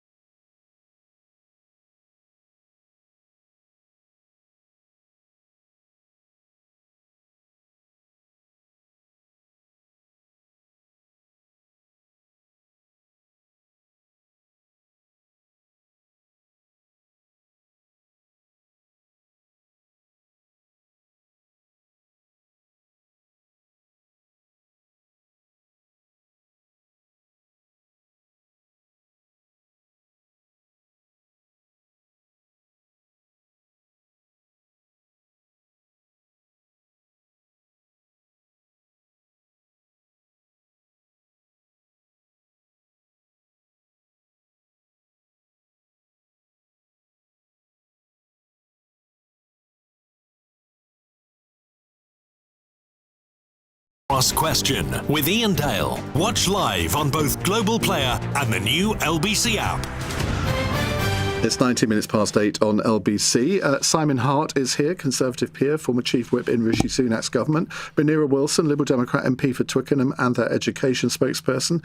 Steve Bryan, former Health Minister and host of the podcast Prevention is the New Cure. And Jonathan List, political commentator. Right, a text question from Evan in West Wales, your neck of the woods. Hope he doesn't know me. Will the ever-ambitious Robert Jenrick be leading the Reform Party into the next general election? In that regard, has Farage just massively shot himself in the foot? Jonathan? Well, as I was saying a couple of moments ago, Nigel Farage is very much his own man. He doesn't like other people in the tent with him. If you look at his party history, he sort of sets up parties or takes them over, then sort of gets rid of them when a new party comes along. So obviously he was in UKIP, then he formed the Brexit Party, then the Brexit Party became Reform. And anyone who tried to get close to him or close to power found themselves very, very swiftly dispatched. The latest one, Evans, I remember. Right, but certainly in terms of rival leaders of those parties, but even, you look at Rupert Lowe, for example, who now sits as an independent MP. He dared to question Farage. He made some comments about Farage's personality, and strange enough, then he was sort of unpersoned the next day. So if Jenrick thinks that he is going to become some kind of natural successor to Farage, then he fundamentally misunderstands who Farage is as a politician. There is only room for Farage in this party. And that actually is an interesting long-term question for Reform, by the way, because parties have never operated like that in British politics. They are not one-man bands. They're not sort of limited companies for a start, and they're certainly not one-man bands. And so, Farage is not sort of 25 years old. There will come a time in which he sort of moves on politically. And then you have to think, obviously, we don't know what's going to happen in a year in British politics, let alone 20 years. But there will have to be some people coming through. Now, you do have some people, such as Layla Cunningham, who is a very good communicator, although she has had some sort of dodgy interviews. And the new Scottish leader, former Tory minister, Malcolm Moffat, he's very good. But the thing is that what Farage does have, and I say this as a complete opponent of his, obviously, is he's an exceptional communicator, and in person he's very likeable. And he does have that kind of charisma, which you can't learn in politics. You either have it or you don't. Robert Jenrick, as he used to be known by everybody, until he sort of had this Damascene conversion to being sort of like a cosplaying far-right charlatan, does not have that cult of personality anywhere close to it. In the same way that J.D. Vance is never going to have what Trump has. It's the X factor. He doesn't have it. Steve. Is he really that likeable, Nigel Farage? I thought he I don't like him politically, obviously, but he's people want to have a drink with him. Do they? Yeah. Oh, God. I saw him today at the press conference, and he's just so full of himself. I just think it's ghastly.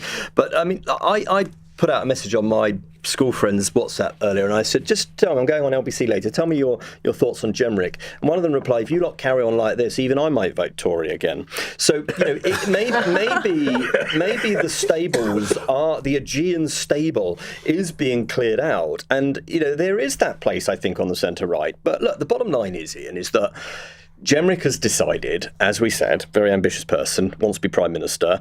He's decided that his best route to do that is not with the Tory party, it's with Reform. And so, that's a problem. It's inescapable truth for Kemi Badenoch, whichever way you look at it. That is a problem. And that's the calculation that he's made. Now, he's playing a much longer game, of course. Farage, as you say, John, is not a young man. And he's thinking, well, he's got a good chance of being Prime Minister after the next election, and he can't go on forever, and I will be there if the ball becomes loose at the back of the scrum.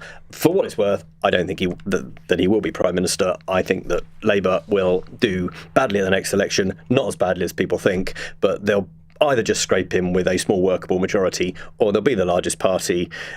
The phone will Chancellor. The phone will go to Ed Davey, who will say, the non-aggression pact will come through. He'll say, how high, Prime Minister? The sitting Prime Minister gets first refusal, and Labour will stay in office. That's what I think will happen. You heard it here. Simon Hart, as a former Chief Whip, there is now a danger, presumably, that some of Robert Jenrick's former close friends and acolytes in the Conservative Party might follow him. Do you think there might be many of them? I thought Kemi handled today really well, by the way, and I think that you're right. It was immediate, it was decisive, it was a no-nonsense response. And I think if you were either Nigel Farage, by the way, or indeed somebody else in the queue thinking that they might go, you'd look at today's defection, and you'd look at Nadeem Zahawi's defection, you'd look at Nadine Dorris's defection, and I think there will be some people out there think, oh, do I really want to be part of this? Is that the mast I want to nail my flag to? And I think if you were Nigel, trying to create the image of a party of change, you might be thinking this isn't playing so well. In the next couple of weeks, we'll see some opinion polls come out, and I wonder if they will show much, reflect this in a positive way at all. But I would say this, and we said earlier on about the people who have defected. Not a single one of them so far has been remotely surprising to me. Every single one of those people were on a list that I used to have of people who were just uncomfortable in their own skins. They were loners. They were people who didn't really want to play the team game that politics is. All of them were quite ideological and rather than pragmatic. And so all of the people who used to, to be fair, used to by and large cause us quite a lot of headaches, and why we had to handle with kid gloves because we didn't want them defecting to reform when we were in Downing Street, and so we had to handle it carefully. All of them have now been collected under one reform roof.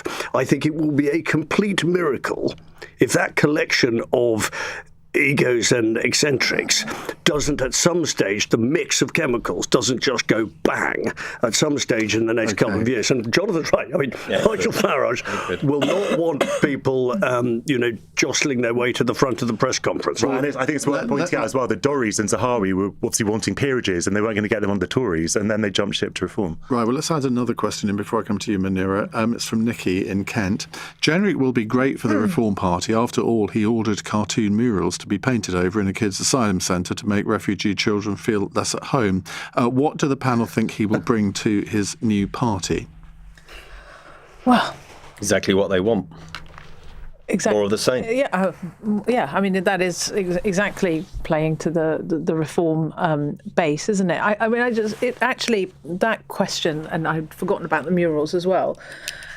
I think it reminded me of what a chameleon Robert Jenrick has been over the years, because I think it was Jonathan, you said he used to be known as Robert Generic. And I remember when he was immigration minister having to deal with him about a piece of casework it was when Suella was a Home Secretary, and he was actually, in the end, ever so slightly helpful when I was trying to get these children out of Kabul who were British, Afghan dual nationals. He didn't help us a lot. He did something very small that enabled a constituent of mine to take his life into his own hands to get those children back to the UK because they were British, they were dual nationals. And a few weeks later or a few months later, when he suddenly decided to go uber right wing, there is no way in hell he would have done that. And so I don't know what persona he's now going to take on when he's in the Reform Party, because I don't know what he actually stands for. As people have said, it's all about naked ambition, and then you're just going to get these massive egos clashing with each other. I mean, I'll just wait to see when the first falling out happens. Do you know what? Let me just say something terribly pious, right? Is that I actually don't care. They've got 6 MPs. If you are a parent tonight who's waiting for a CAMS assessment for your child, which we were talking about outside, you shadow education for the Liberal Democrats, Munira. If you're waiting for cancer tests, or you're waiting on the hospital waiting lists and all the other things that are out there, or you're worried about the bills because it's been a very cold winter so far, you don't care what Robert Jenrick thinks, and you certainly don't care which party he's a member of. They're not the government. Yeah. For the reasons I just said, I don't think that they will become the government. The Labour Party are the government. And are political journalists this weekend, Iain, thinking about the U-turns and how they're going to pay for all of these U-turns in the government and the chaos that they're in and the political operation in this number 10? No, they're thinking about the Robert Jenrick story. And that's the tragedy of this, is the one person who will be most enjoying the fact that we're talking about Robert Jenrick is Robert Jenrick. And the fact is, the government of this country is the government right now, and they're getting away with murder politically. Just before we leave this, Simon, how did he resign from the government? I mean, did he you were the chief whip at the time. I think just on Steve's point, I absolutely concur. We've fallen into a trap a bit tonight. I absolutely concur with you, and I bet you tomorrow when MPs go to their constituencies, that the talk will be very little about Jenrick and a lot about the sort of issues that Steve mentions. The sort of it was like sort of Shakespearean death scene, really. It went on and on and on and on. Would he, wouldn't he? You know, what the conditions were. It was all about, I think I seem to remember about Rwanda, or certainly legislation around the immigration problem. And, you know, when I look back, I think maybe you know, I was at fault for not grasping the nettle a bit sooner. And it was pretty inevitable that he was leveraging as much as he could. And despite all of the efforts we made to explain how his resignation was going to be a problem for the government in a very difficult period of time anyway, it felt to me like he'd recognised that he had not solved the immigration problem in the way that the immigration minister might be expected to, and bailed out of the burning plane. And is it true, as has been told to me by two different people, one of whom was actually in the room at the time, that when he was appointed immigration minister, he broke down in tears and pleaded with Rishi Sunak to stop the Rwanda scheme because it was so cruel? I wasn't in the room. I wasn't a witness to that, so I can't really comment. But I do know. Have you heard that anecdote? I've heard a lot of anecdotes of that nature. Yeah. Well, I do. You know. Yeah. I mean, Robert was a centrist. He was pretty lukewarm about everything, and then something happened. You've hinted at what it might be. But isn't it a problem when you think that when politicians think that their route to power is by adopting cruelty, whether or not they believe in it? Because one thing that has defined Robert Jenrick's career, apart from failure, is cruelty. And that's why I think that the mural incident is so important in realising who he is and what he would do if he had more power. Because that was such a gratuitous act of cruelty against some of the most vulnerable people in the world. And if you think that that is your route to advancement, I think it says something about you, and I'm afraid also something about the state of politics. Well, I'm going to be very cruel now and break off this discussion because we have to move on. It's 8:31. News headlines on LBC with Daryl Jackson. The chair of the Conservative Party has called for a by-election in Robert Jenrick's Newark constituency after he defected to Reform UK. Kevin Hollinrakes told LBC his motivation is personal ambition. Kemi Badenoch sacked Mr Jenrick from her shadow cabinet, claiming he wanted to torch the Tory party. A gunman who disguised himself as a Deliveroo e-bike rider has been jailed. 33-year-old Jazz Reed shot 3 people, including a dad and his 8-year-old daughter in Ladbroke Grove in northwest London in November 2024. And a school in Bristol is being inspected by Ofsted over concerns about why a visit by a local MP was cancelled. It's understood Damien Egan, who is Jewish, was prevented from visiting Bristol Brunel Academy following intervention from pro-Palestinian activists. LBC weather: lingering rain in eastern England will clear tonight. A few scattered showers elsewhere, a low of -4. LBC. Chase.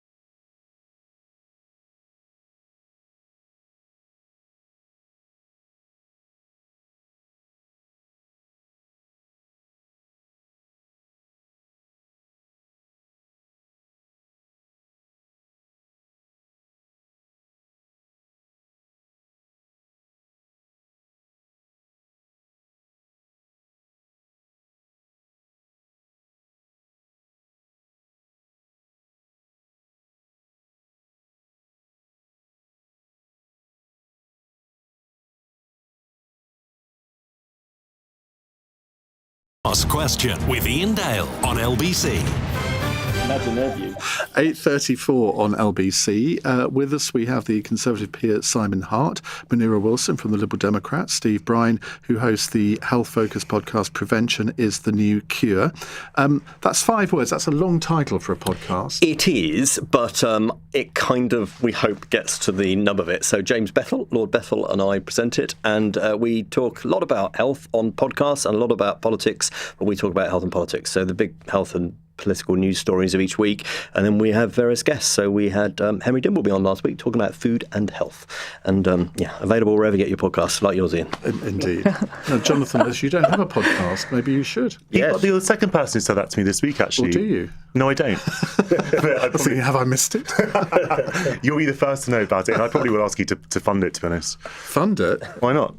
Come on here to plug it. That's apparently why people you don't need funding for podcasts. Right. And as Corey has pointed out, presidents, prime ministers, monarchs and dictators, 6 words. He's so loyal to me. Or is that Chris who's done that? OK, you're sacked. Right. Let's go to Simeon in Bath. Hello, Simeon. Hello, and thanks for taking my call.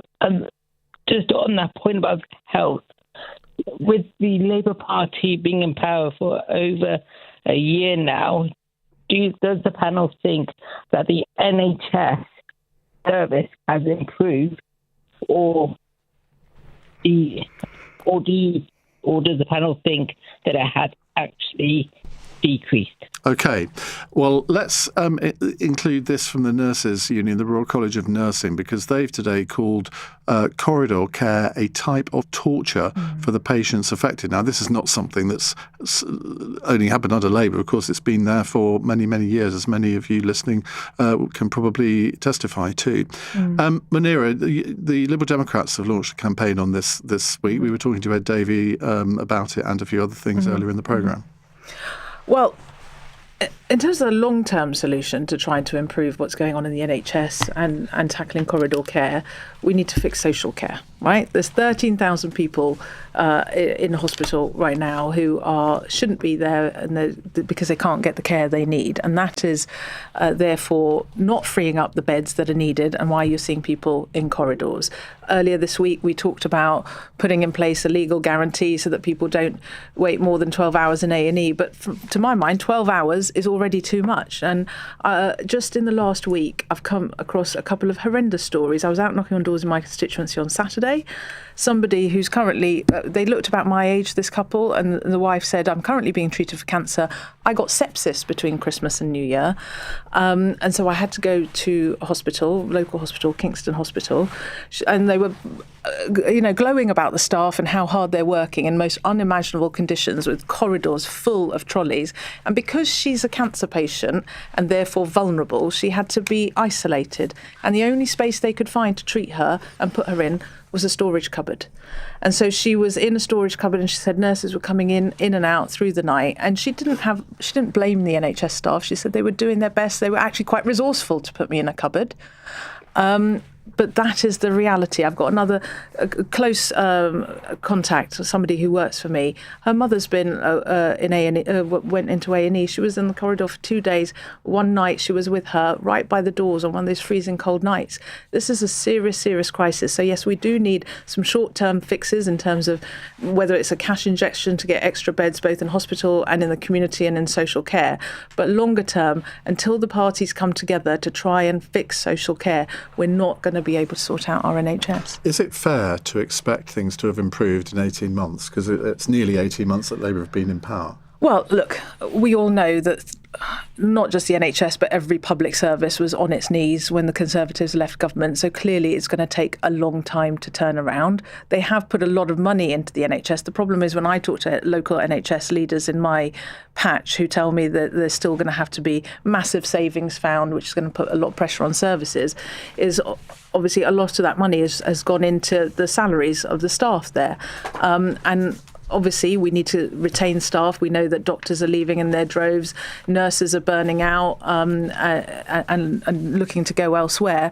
But the problem is that we're then not seeing that go into the services that are needed, whether that's in the community, whether that's preventative health and fixing what we call the front door, more GP resource, pharmacy resource, etc., to try and keep people out of hospitals. And then there's that back door that I've already talked about in terms of fixing social care. Former Health Minister Steve Bryan.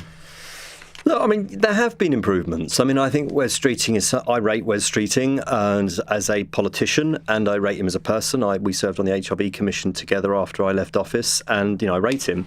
Whether I rate him as a Secretary of State for Health, it's too early to say. And actually, most decisions you take as a health minister don't come into their own until long after you've left office. I mean, the trouble is that they publish their plan, their 10-year plan for the NHS a year into office, and it contains some really great stuff. I mean, the ambitions around the shift from sickness to prevention and hospital to community and analogue to digital, they're absolutely right. Every health minister in the last 20 years, including me, has said exactly those things. What it didn't publish is an implementation plan over the course of those 10 years, because it's reliant on not least the spending review. And of course, as Munira rightly says, it doesn't even remotely get close to an answer on social care. So in fact, I think the last time I came on Crosstalk, Baroness Louise Casey was on with me, and she has now, of course, been asked to lead the Casey Commission. And it's all very disappointing, because ultimately what the Casey Commission is about is coming up with a number that Treasury can live with and a policy that will go into the next Labour, which gets to the point of it not being cross-party effort whatsoever, the next Labour manifesto on social care, because the government had promised in their manifesto 2 years ago that they would set up a national care service. No one knows what that means. They don't know what that means. So that is blocking hospitals. The real sort of challenge, I suppose, for the system is that it is creaking under demand. Demand is outstripping supply. And that, unless you get to the root of that, then you're going to see the system fall over. Is it unfair to expect change in 18 months? Yes and no. And actually, there has been some positive change in that time. And I think we should give credit to the system and to the ministers for that. The waiting list has come down, and just before Christmas, for instance, during the resident doctor strike, we saw more people discharged before Christmas than at any point before Christmas in probably the last 5 to 10 years. That's because there were senior decision makers at the front door, because the consultants were in charge, not the resident doctors. So I think Wes Streeting will be looking very closely at senior decision makers in the front door of the NHS in emergency departments, and how well that worked in the lead up to Christmas. But he's got to stop picking fights. His row with the British Medical Association over the resident doctors strike is increasingly bitter. But I would just end on this. If you think that's bad, I think the problem with general practice is actually getting worse, because the resident doctors today will leave that residency post, and some of them will decide to become GPs, and they are being increasingly radicalised by this head-to-head with the government, and somebody needs to dial that down. In Scotland, they came to a solution with the resident doctors. They settled over pay. They're going to have to do so in England sooner or later, but they're also going to have to watch the back door, because the GPs are fuming. Just very briefly, Steve, Mark is saying, during COVID, Nightingale hospitals were quickly made ready. Why not use a similar system now? Oh, yeah. I mean, you could surge capacity in order to deal with the waiting list, for instance. I mean, the government and the Prime Minister has put all of his chips on recovering the 18-week constitutional standard for the NHS, which is, that you will be treated within that time.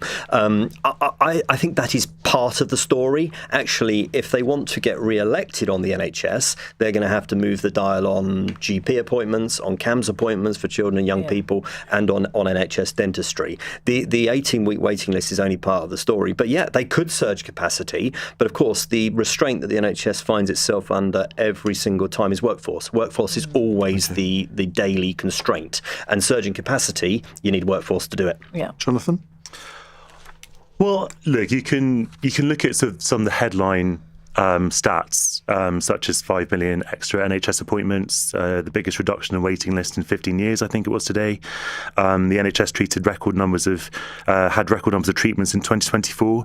But obviously, people aren't looking at statistics, they're looking at their experience. So when you go into A&E, which is people's first port of call in the NHS, my friend was saying today that he took his cousin to A&E yesterday for a fractured leg, and it was 4 hours, which probably was a bit grim, but is actually not a bad outcome in the NHS these days.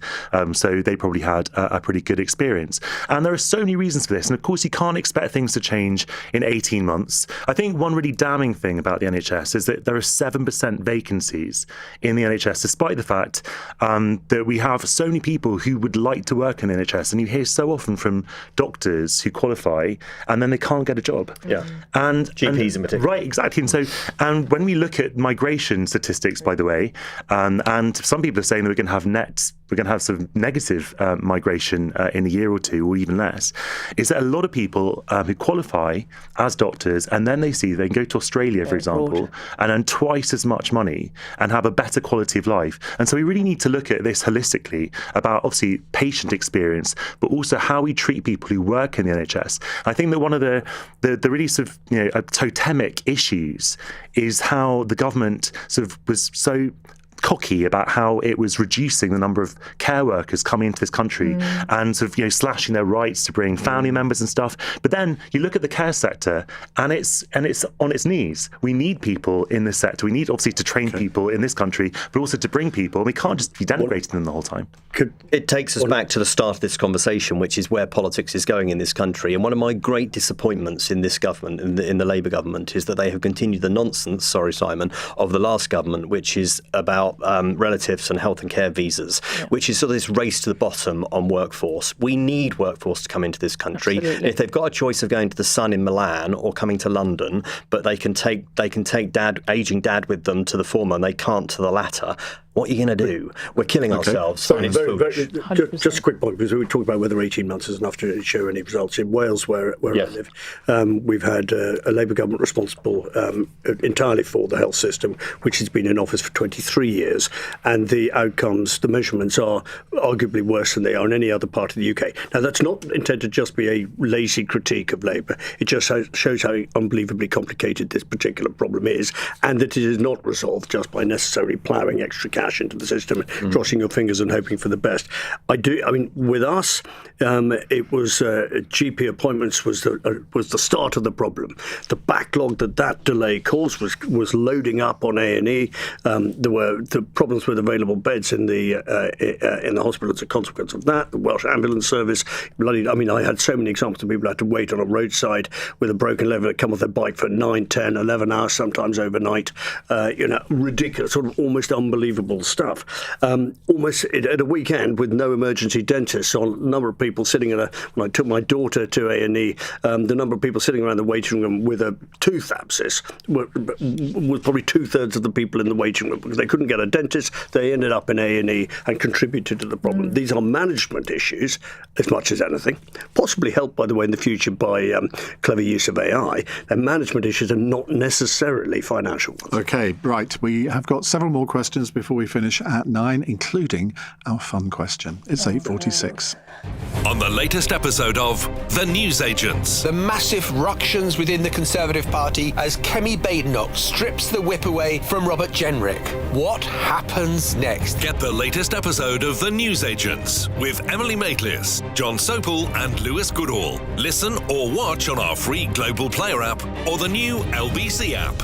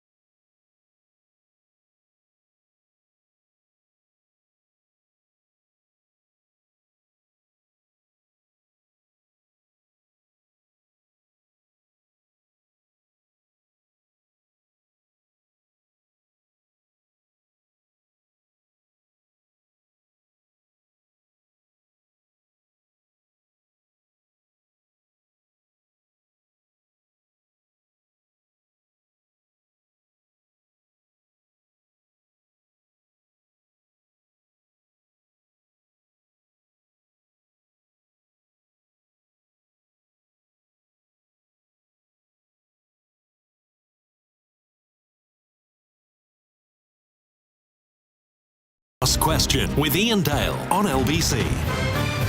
8:49 on LBC. If you didn't know, Simon Hart wrote a book about his time as Chief Whip. It's a bit more than Chief Whip. It's called Ungovernable, and it's out in paperback, isn't it? It's actually sold rather well, hasn't it? Yeah, it's actually, don't sound so surprised. Well, not many political books do, and I know that to my cost, having published many of them. Weirdly, I think the best week I had was actually the week up till it came out in February.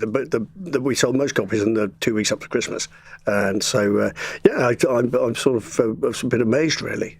Munira, have you read it? No, I haven't, sorry. Shame on you. We didn't put an index in because we knew if we had an index in, people would just look to see if they were in it, and if they weren't, they wouldn't buy it.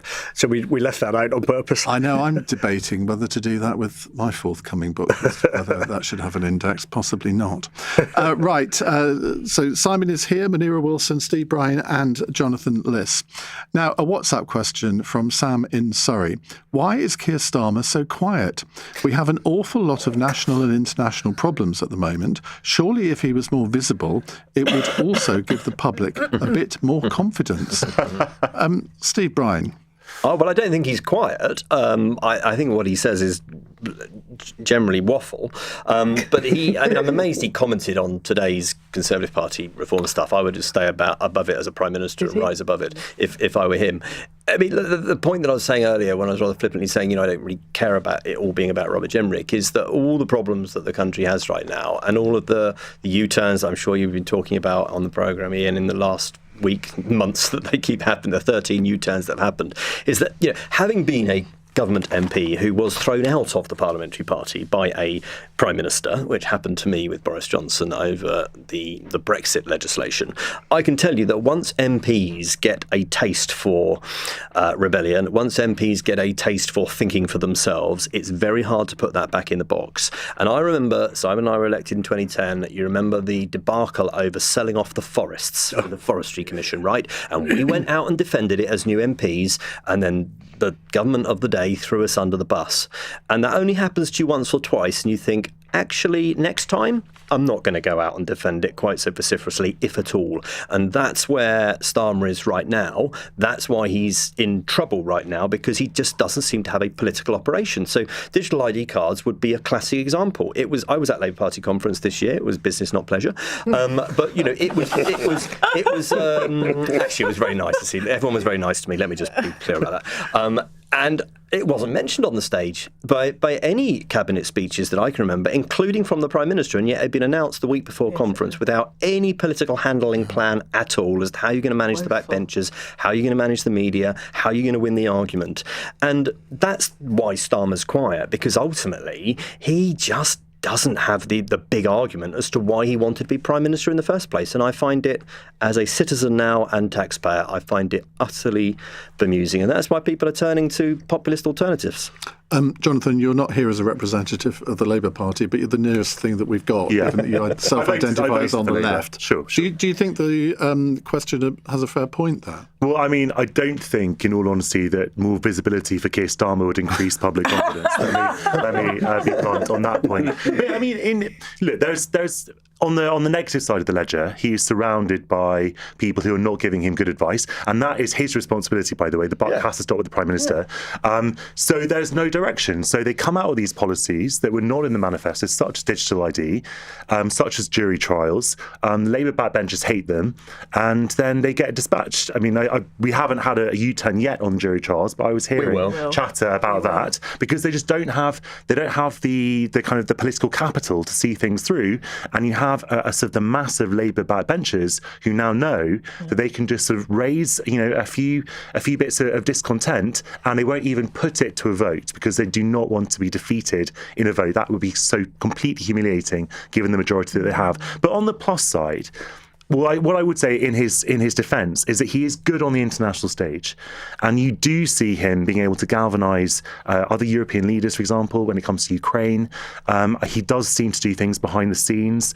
I don't know how much influence he has with Donald Trump. I don't know how much influence anyone has with Donald Trump, but if you are going to sort of give him a kind of a verdict, he does seem to be more effective in that sort of round table global format, he's more comfortable there than he is actually solving problems. But that's unfortunately where prime ministers fall, is if they on the domestic stage rather than the international. That's the argument the Number 10 are deploying with Labour MPs, I understand, who are thinking about being mutinous, is, look, this guy's on the world stage, he's respected on the world stage. I mean, let's see what he actually achieves, because the Coalition of the Willing does keep meeting and being very willing, but what does it actually achieve? Margaret Thatcher was, I was obviously have to get her name in every programme. Yes. But she was respected on the world stage, and in 1990 she was ousted. Yeah. Simon Hart. Yeah, I think prime ministers often convince themselves that if they do well on the national stage, somehow that's reflected in sort of more international stage, in local popularity. I don't think it makes any difference at all, for the reasons that everybody's agreed this evening, that most people are going to bed tonight worrying about cost of living, or worrying about a health issue, or worrying about a school issue, worrying about a house issue. They're not worried necessarily, maybe they should be, about what's going on in Greenland. And in many ways I wish they were, but that's not going to be driving people's... So Keir, it's a bit like Prime Minister's questions. People always say, judge the success or failure of the Prime Minister or leader of the opposition on Prime Minister's questions. William Hague routinely beat up Tony Blair for years. Absolutely. Was a much more superior operator at the dispatch box, and everybody would think, fantastic, William Hague's on the made no difference at all, because 25,000 people watch PMQs, Exactly. 60 million don't. And so we just have to be careful we don't fall into that SW1 bubble a bit.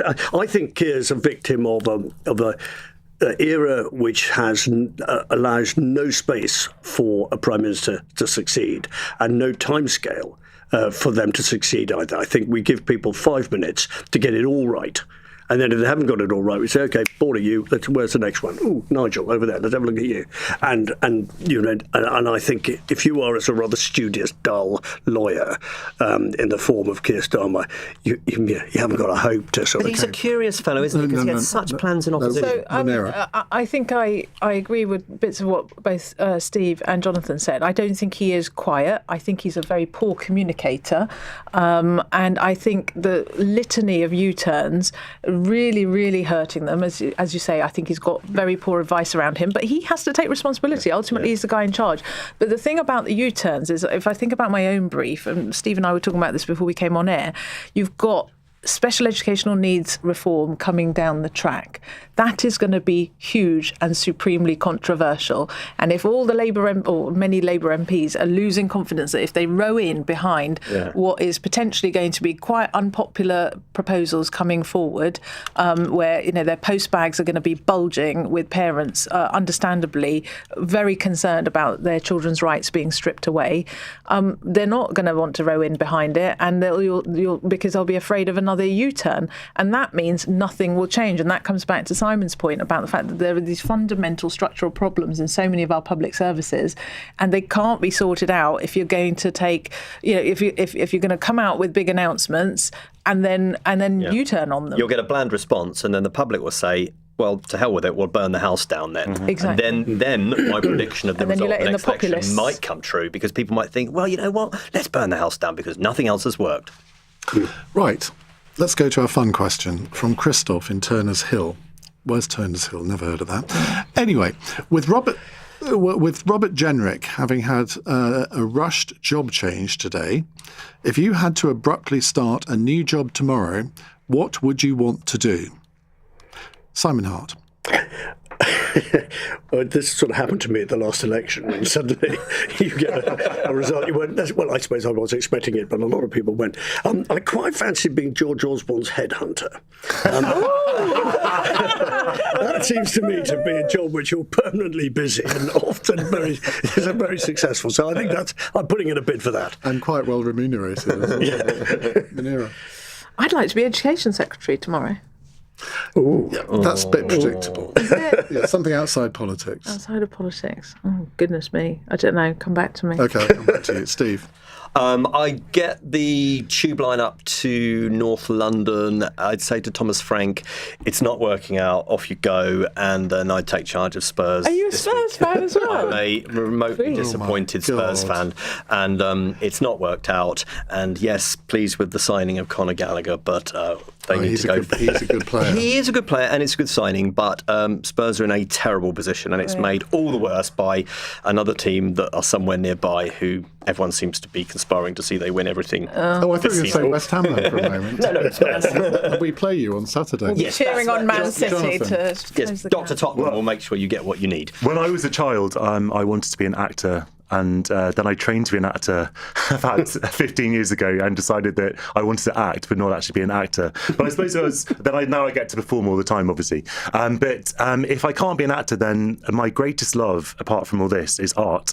And I also love talking. So I'd probably be a tour guide taking people around art galleries. I would love that. Nice. I've always wanted to be a tour guide. Munira, have you thought of anything? I love cooking, so I wonder whether I could be a cookery show host or open my own east-west kind of restaurant or takeaway business or something like that. I've always thought if I ever set up my own business, that's the kind of thing I'd like to do. 80% of restaurants fail in the first year. Yeah, and currently hospitality being hammered by this government. There's not a chance. I'd steer you away from that. Maybe a cookery programme. Right, thank you all very much indeed for joining us on Cross Question tonight. Monday's panel includes a man who needs very little introduction, the interim leader of your party, Jeremy Corbyn, and also Munira's colleague Layla Moran from the Liberal Democrats will be with us too, plus two others that I don't know the identity of yet. It's going to be a surprise. Well, coming up in the next hour, I think everyone will be probably both surprised and horrified by the fact that in 2023, the last year that figures have been available, there was an 11% rise in the number of abortions in this country. It's the highest level recorded since abortion was decriminalised or legalised in 1967. So my question to you in this hour, why is this happening? And secondly, perhaps more importantly, how can that trend be reversed? It's being attributed in large part to the cost of living crisis. If you've had an abortion in the last few years, has it been partly because of financial issues? 0345 6060 973. On your radio, on the LBC app, and Play LBC. leading Britain's conversation. This is LBC. From Global's newsroom at 9 o'clock, Robert Jenrick's accused the Tories of lacking the stomach for radical change this country needs. The former senior Conservative made the comment after defecting to Reform UK. He was sacked hours earlier by leader Kemi Badenoch, who says she found irrefutable evidence he was plotting to jump ship. Former Conservative MP and Health Minister Steve Brines told LBC he thinks Mr Jenrick's motivation is about personal ambition. Jenrick has decided, as we said, very ambitious person, wants to be Prime Minister. He's decided that his best route to do that is not with the Tory party, it's with Reform. And so, that's a problem. It's inescapable truth for Kemi Badenoch, whichever way you look at it. That is a problem. And that's the calculation that he's made. Troops from several countries, including the UK, are in Greenland to show support against Donald Trump's threats to take over the island, which is semi-autonomous territory of Denmark. Foreign Secretary Yvette Cooper's been in Norway. She says the region's a gateway for Russian threats towards the UK and its allies. That's why it's so important that NATO doubles down on Arctic security, building a lot of the work that the UK is already doing with Norway to strengthen that action on our Arctic security, because that is about keeping all of us safe. A sixth tanker with links to Venezuela has been seized in the Caribbean Sea as part of US efforts to take control of its oil. Washington claims the Veronica was operating in breach of American sanctions. A man who disguised as a delivery rider before shooting an 8-year-old girl and her father has been jailed for 38 years. 33-year-old Jazz Reed hit the child twice while she was sat with her family in a car in Ladbroke Grove in northwest London in November 2024. He was previously convicted of attempted murder and wounding. A school in Bristol is being inspected by Ofsted over claims it may have been intimidated into cancelling a visit from their local MP, who is Jewish.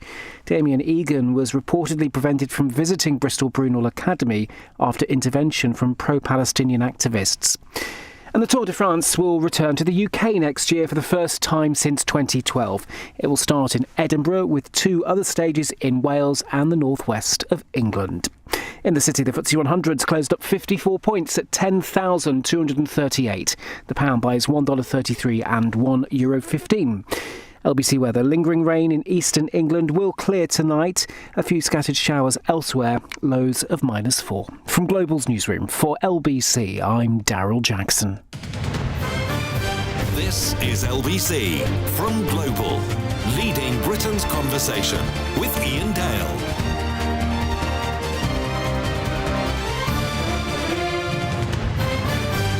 Hello, a very good evening. Well, an abrupt change of topic here and this is not something that we have talked about this subject, abortion, on the programme, but I don't really want to talk about, should abortions be legal or not? Because, that's a bit of a hackneyed old argument. I think most sensible people in this country realise that a pragmatic system, pragmatic laws on abortion are a good thing. And I don't really want to have that argument about whether we should sort of change the time limits for abortions or extend this or limit that. That's not the basis of the phone-in that I want to do in this hour.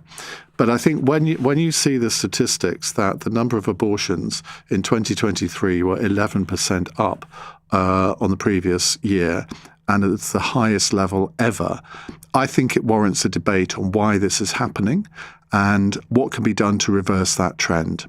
And I don't have a ready answer to this. As you can probably imagine, this is slightly outside my comfort zone, but I think it is a really important subject to discover. So I want to learn more about it, essentially from you over the course of the next hour, as to why you think, and maybe you've had some direct experience of this, maybe yourself or people in your family or friendship circle who said, look, I can't afford to bring up a child. And yes, maybe I should have thought of that before I fell pregnant. But the fact is, I can't give a child the life that it deserves, so therefore I'm going to have a termination. Now, I've put that in fairly cruel terms in some ways, but I think that is a calculation. It seems to me, and from the research that's been done, it seems as though that is something that a lot of women are factoring into their decisions. So the rising cost of living, a lack of access to contraception is another reason why people are saying that this rise is happening. That's one which, okay, as a man, maybe I don't have a right to have a view on this, but the lack of access to contraception, really? In 2026? Is that happening nowadays? I would have thought that most people, whether male or female, would be able to get access to contraception. I wouldn't have thought that would be a problem. But again, it seems not. Now, so these statistics have been released today by the government. They show that abortions increased by 11% in 2023 compared to the previous year. The age standardised abortion rate for women was 23 abortions per 1,000 residents, the highest rate since the Abortion Act was introduced in 1967. Now, these figures reflect the first full year of abortion care during the cost of living crisis, which is essential context for understanding the rise in abortion rates, according to Katie Saxon, the Chief Strategic Communications Officer for BPAS, the British Pregnancy Advisory Service, one of the country's largest abortion providers. They say no woman should have to end a pregnancy she would otherwise have continued purely for financial reasons.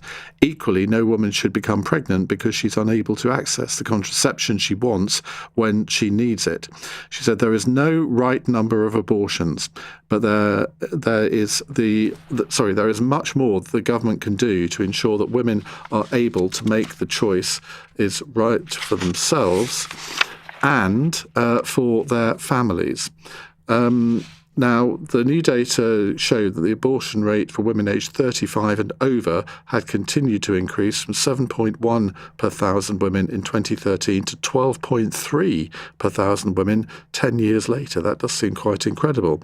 The lowest rate was among under 18s at 7.8, and abortions were most common among those between 20 and 24. It is true, I think, that I'm right in saying that teenage abortions are on the decline, which I suppose everyone has to welcome. Over the past decade, the percentage of abortions performed at the lowest gestation of up to 9 weeks increased from 79% to 89%, while there was a downward trend in terminations carried out between 10 and 19 weeks. The number of abortions carried out beyond 20 weeks, for which strict conditions must be met, such as a fatal fetal abnormality or a risk to the mother's life, remains stable at between 1 and 2%. So that's the sort of context that we need to have this discussion in. I'm looking forward to your calls, 0345 6060 973. Well, let's go first to Professor Caroline Flint, former president of the Royal College of Midwives and is the author of the book Sensitive Midwifery. Caroline, thank you for joining us. Can we start with the contraception issue? Why is access to contraception a growing problem, according to BPAS? Well, there's a great disparity in getting a GP appointment. You can't just get contraception just off the counter. You have to have it prescribed by a GP, or you have to go to a sexual health clinic.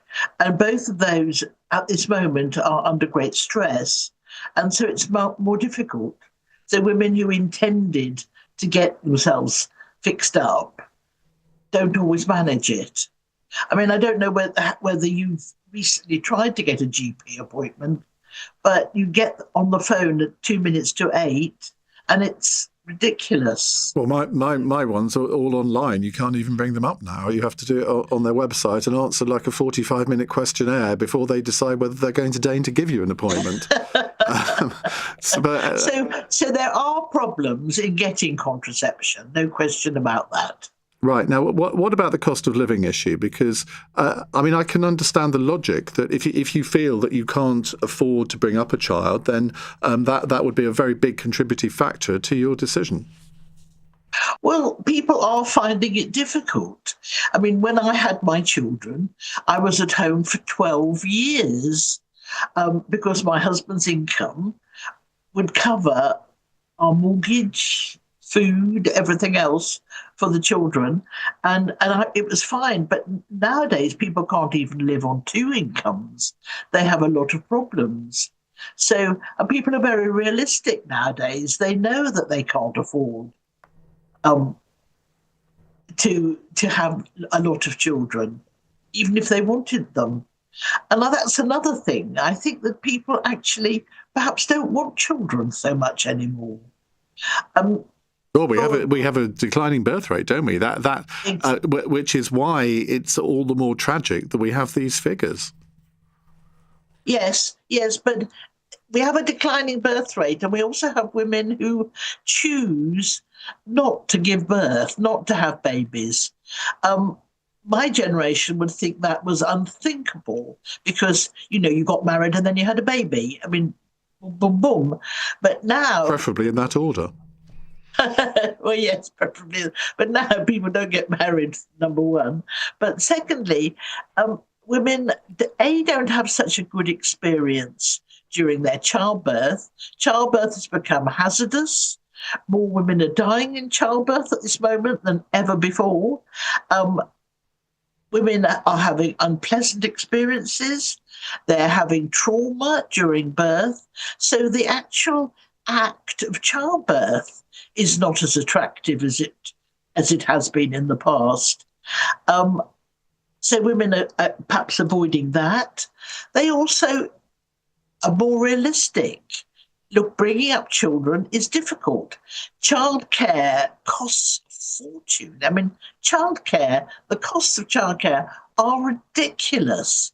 And a woman goes out to work and all her salary goes on childcare costs. It's bad. Whenever a statistic is released like this, which shows a massive increase, organisations like BPAS, I've read the quotes out from them and I completely understand where they're coming from. But the answer is always, well, something must be done and the government must take action. But in a sense, part of the solution is actually to get the economy working so people have more money in their pockets and they won't have the cost of living concerns that they have at the moment. It almost is as simple as that. If you sort out the contraception side of it, then the figures ought to come down by themselves. Yes, well, people are making sensible decisions. They're saying, I can't have a baby at the moment because we can't afford it. And that's a very responsible and sensible decision. Also, it's difficult having children. I mean, for me, my children are the greatest joy of my life. However, that's not to say that they haven't been difficult and pained and just thoroughly wearing at times. I hope they're not listening. I'm sure they're not. So, people are more realistic nowadays. They just know it's hard graft. Sure. Thank you very much, Caroline. That's Professor Caroline Flint there, former president of the Royal College of Midwives. Well, Dame Dr. Carol Homden joins me, Chief Executive of the children's charity Coram. Carol, thank you very much for joining us. Are you concerned by this 11% rise? Yes, I am. I think that it does reflect, as your previous speaker said, some very considerable pressures that we are facing in the age groups that we would expect to be parents. We have a squeezed middle within our society now, where people who might be looking to expand a family are facing a double whammy of enormously high childcare costs. And Coram specialises in that analysis, and also looking after elderly relatives. So, the caring duties upon a family may be very extensive and perhaps distinctive from previous generations, as life expectancy has, joyously, increased. So it is good news that we're seeing fewer teenage pregnancies. That's a continuing trend. And what do you put that down to? Oh, I put that down to better education and, in fact, over the years, improved agency for young people and access to GPs to support them and prescribe. And we at Coram certainly support that being a statutory part of the curriculum at school. So the boys and the girls are both aware of the issues, the opportunities for them to make positive choices and to protect themselves and to become parents when they're ready. So I think that is a very good thing. I don't think at all that it's an accident that we see two very important things in these figures. The first is that most of the terminations are between 20 and 24. And you are right about your comments about the economy. Young people are finding it harder to find early career jobs that will pay sufficiently to enable them to live independently. They're not leaving home. They don't have a bedroom because they don't have a flat or somewhere to live. And also the women over 35, where perhaps they've already got some children, or one child or two children, but it's a tipping point. They haven't got more space and they haven't got more bandwidth in the ability to support childcare costs. And do you see any prospect of that particular part of the equation getting better? Because with the advent of AI, I mean, I hate to say this, but I can foresee within the next 2 or 3 years a real, almost an epidemic of unemployment happening because of AI.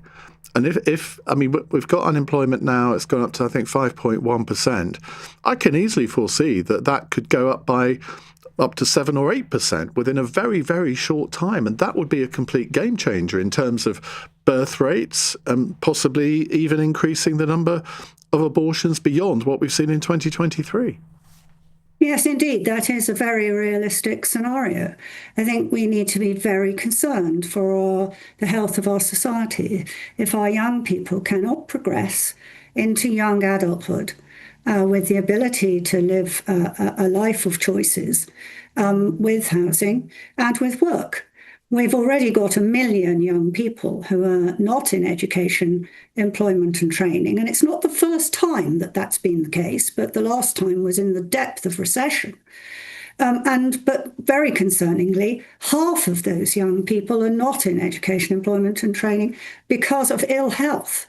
Mental health issues are affecting them. And we all know that being purposeful and having somewhere suitable to live is absolutely critical to emotional and psychological well-being. And this generation is set to be affected not only by social media trends generally, but by the loss of job opportunities. So I guess the question comes back to all of us to say, well, what are we going to do about it? What can employers do? What opportunities can we create? And also, how can we encourage people to take up the roles that are there? I believe the last figure was 161,000 vacancies today in adult social care.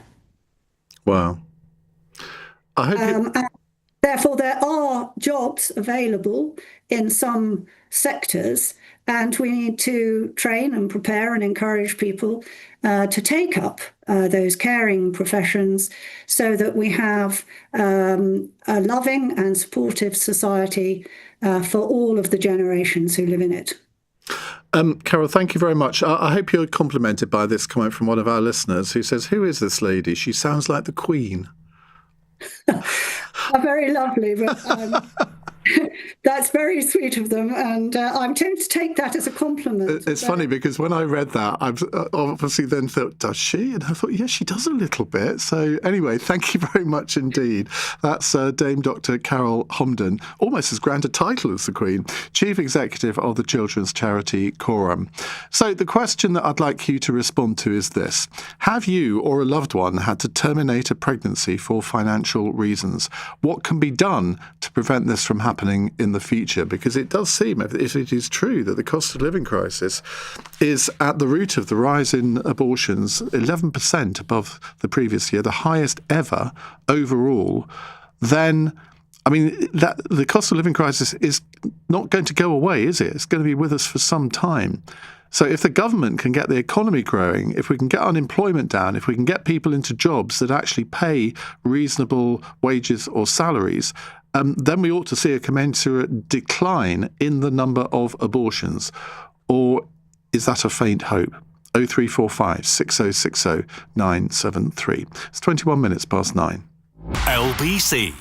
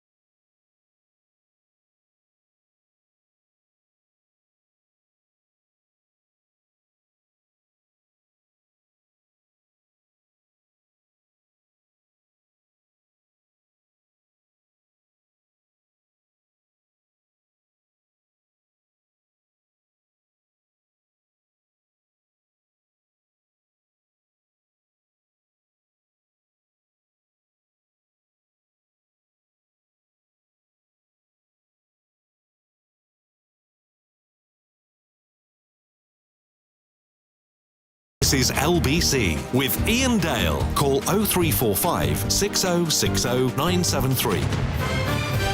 922, Louise says on a text, access to contraception is a classic issue of accessing your GP or sexual health clinic. Getting appointments is tough. Another factor is also technology. More and more women are turning their backs on hormonal contraception with their disruptive side effects, choosing apps that cycle track, but they are not perfect. That's Lou in Philadelphia. That's outside my range of knowledge, I have to say. I mean, this is, and okay, you might say, well, you're a man, so why should you even need to know this? But I did not realise there was a problem with access to contraception.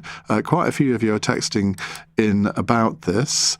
Let's take this one from Becky, who says, I'd like another child if someone could sponsor them.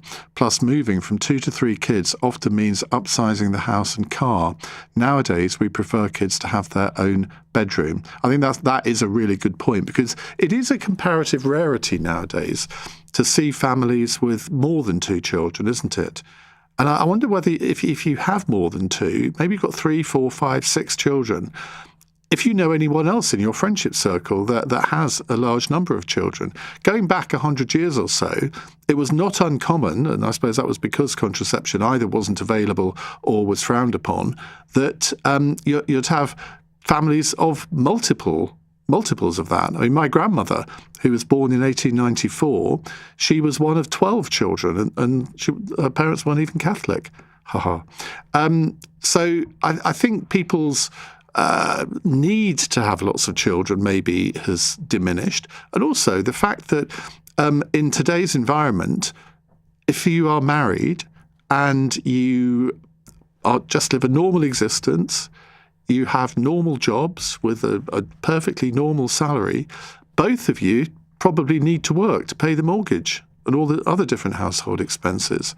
So therefore, a lot of people are waiting till later. A lot of women are waiting till later, till they're in their 30s to have children. I think I remember seeing a survey recently that there are far more women having children in their 30s than at any other time in history.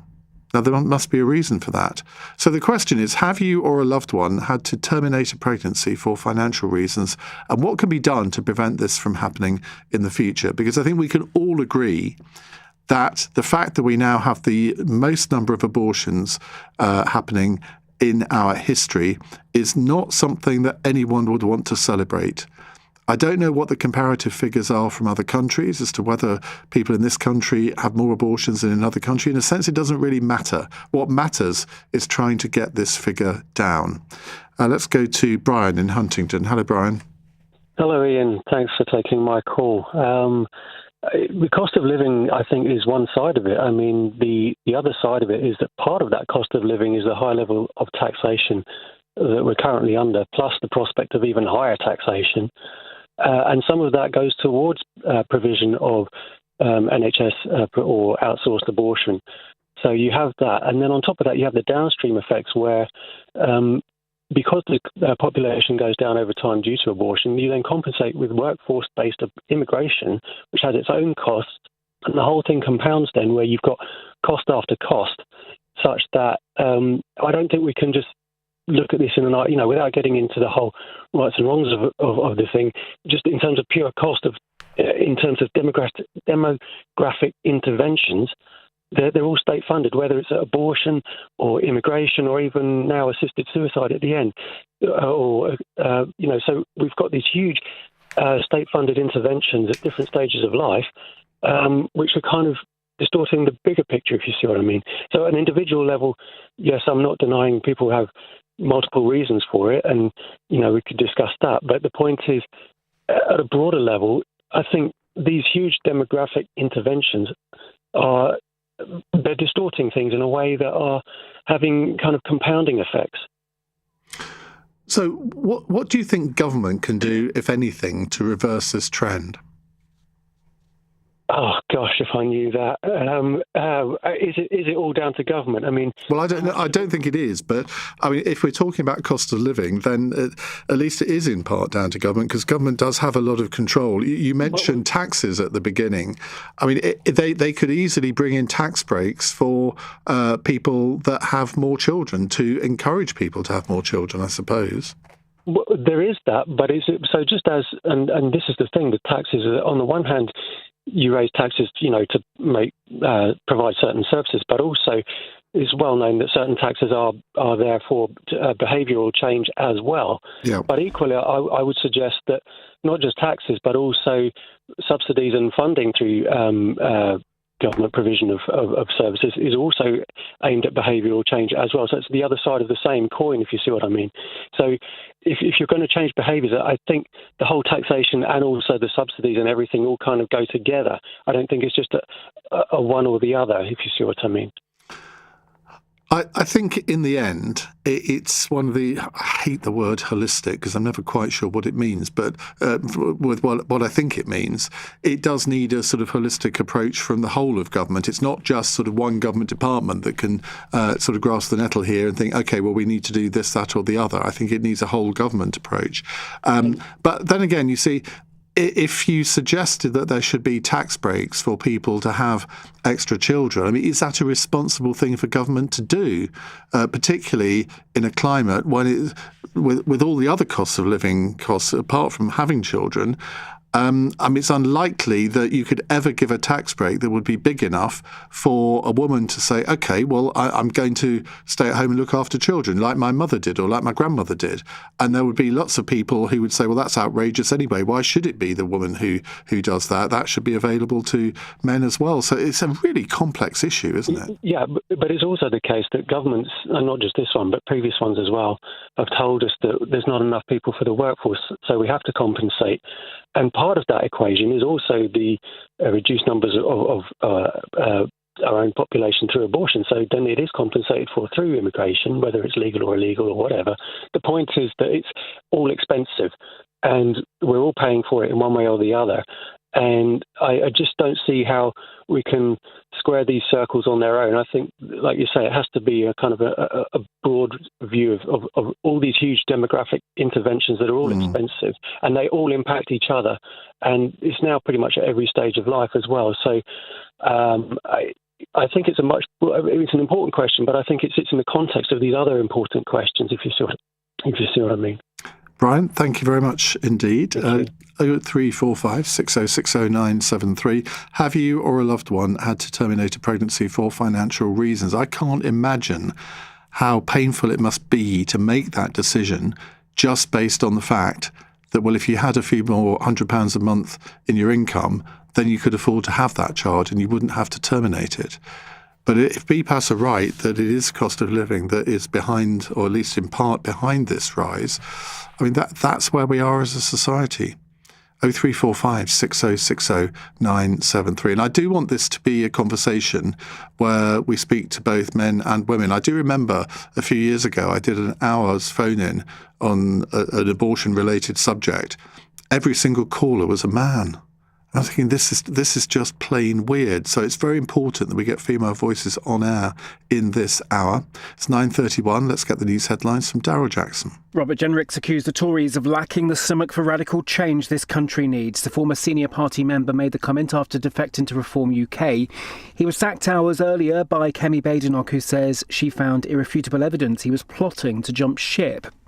The White House says hundreds of executions were cancelled in Iran yesterday as officials in Tehran say there were no plans to hang people. Donald Trump had warned of serious consequences if anti-regime protesters were executed. A number of European countries, including the UK and France, are sending troops to Greenland in a show of support for the island. The US president's continuing to insist he wants to take the Danish administered territory over on national security grounds. LBC weather. Lingering rain in eastern England will clear tonight. A few scattered showers elsewhere. Lows of -4. This is LBC.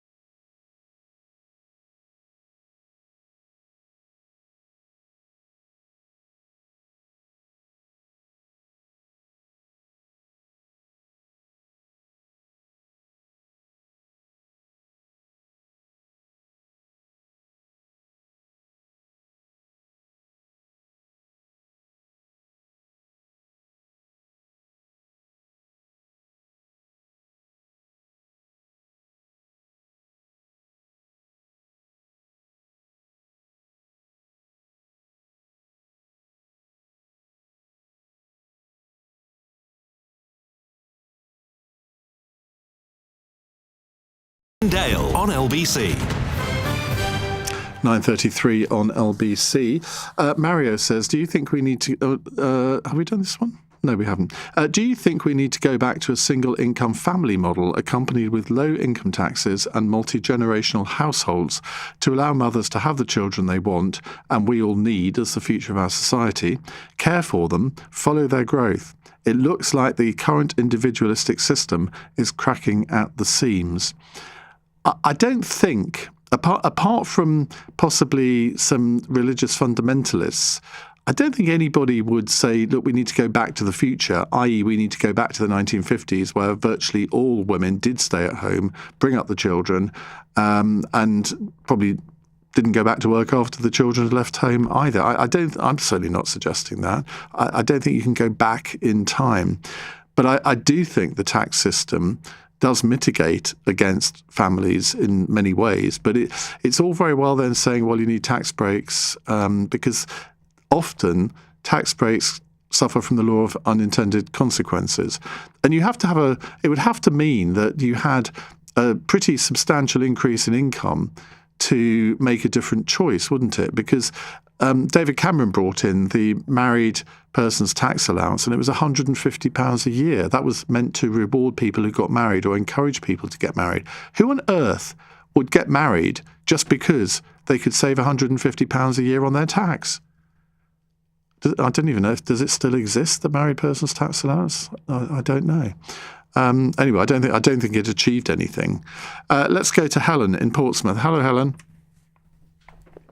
Hello, Ian. How are you? Hi, good, thank you. What would you like to say? So I guess I wanted to make a couple of points. One, to expand on the cost element, and that women choose partners now for character and not just buying into the money, which we had to do for financial security. So women are not sort of settling down until a later age, until they found their, in quotation marks, person, and therefore you've got the later age coming into play. So that was what I wanted to add to the element of cost. You've talked about that a lot. But also, and somebody has mentioned it, around the medicines and accessibility. So medication for men and women, the contraceptions that are available, are really quite limited in what they're for healthy options. So you've got condoms, which for long-term relationships and for experience and pleasure are not an option for a lot of people, or they don't want to use them. And then that puts the responsibility onto the woman.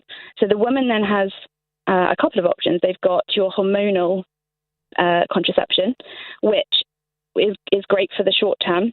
Once the evidence shows that once you go, you start increasing that over a 10-year period, we know that your long-term bone risk and cancer risk increases.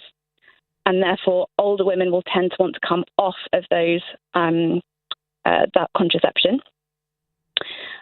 You've got your coil fittings, which have a non-hormonal element to them for women who don't want to have a hormone option. And the issue with those is that we know from the evidence that women's pain is really poorly managed during those that procedure, and that hasn't really been addressed. So there are specialist clinics with very long wait lists and difficult access to either provide sedation or adequate pain relief beyond your over-the-counter regular medications. And then I guess just to expand a little bit on the discussion around access to contraception, because it's something I guess we associate with more traditional problems around contraception. And I think the lady, I think she was something to do with the Royal College of Midwives, who talked about GP access to GP surgery appointments. I'm going to say something a little controversial, which is, yes, there has been issues with gaining access to GP appointments, but I also think there is a rhetoric that if we keep saying there's problems getting GP appointments, people stop trying. So a lot of my patients and my family members, my friends will tell me about a problem that they have. And when I ask them, have you spoken to the GP? Have you called the GP? They say there's no point trying. And as you said, you can go through the online system where you can put in your information and somebody, the appropriate person, will call you back and arrange something for you. There is definitely a lack of accessibility to appointments outside of office hours, and the majority of women are working women, doing full-time jobs plus all their care responsibilities. And then I guess the only other thing I wanted to add was that also just to give one of my experiences that I prescribed. I'm a paramedic prescriber, and as part of a private clinic, I prescribed a woman who couldn't gain access via phone over the weekend, access to emergency contraception. And so that was prescribed to her. And the pharmacist or the pharmacy refused to give her that medication via the prescription because they did not know, they had a lack of knowledge and education around the fact that paramedics were legally able to prescribe on the basis that they've carried out their university course in independent prescribing. So I think this is obviously multifactorial, but I think there's a lot of focus on cost, and then what does it really mean when we talk about lack of access? So I just wanted to expand on those, really. I mean, when I was talking to my first guest, I noticed a text coming in that was talking about being prescribed contraception through pharmacies. What? I mean, do you actually have to get it through a GP, or can it be done through a pharmacy?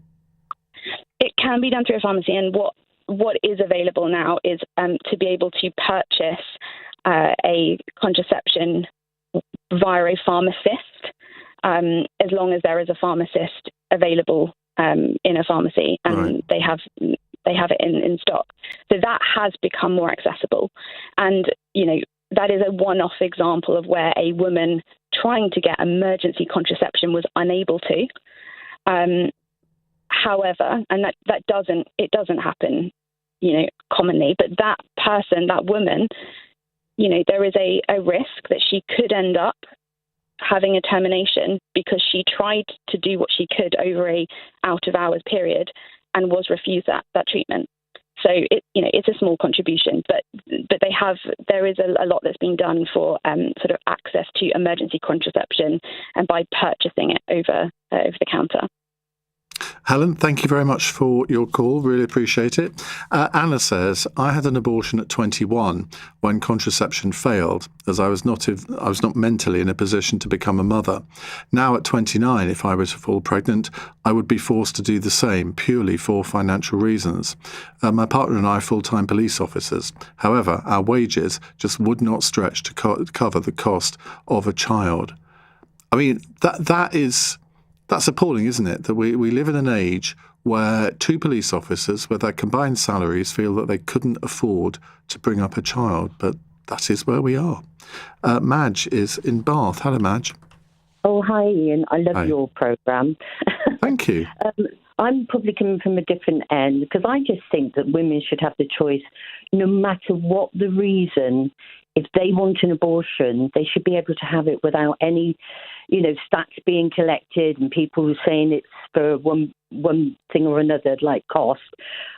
Obviously, with the couple that you just mentioned, I do understand there's lots of people that do it, have it and not have children by cost. But there's a hell of a lot of women now that don't want children. We don't want to be the breeding machines anymore.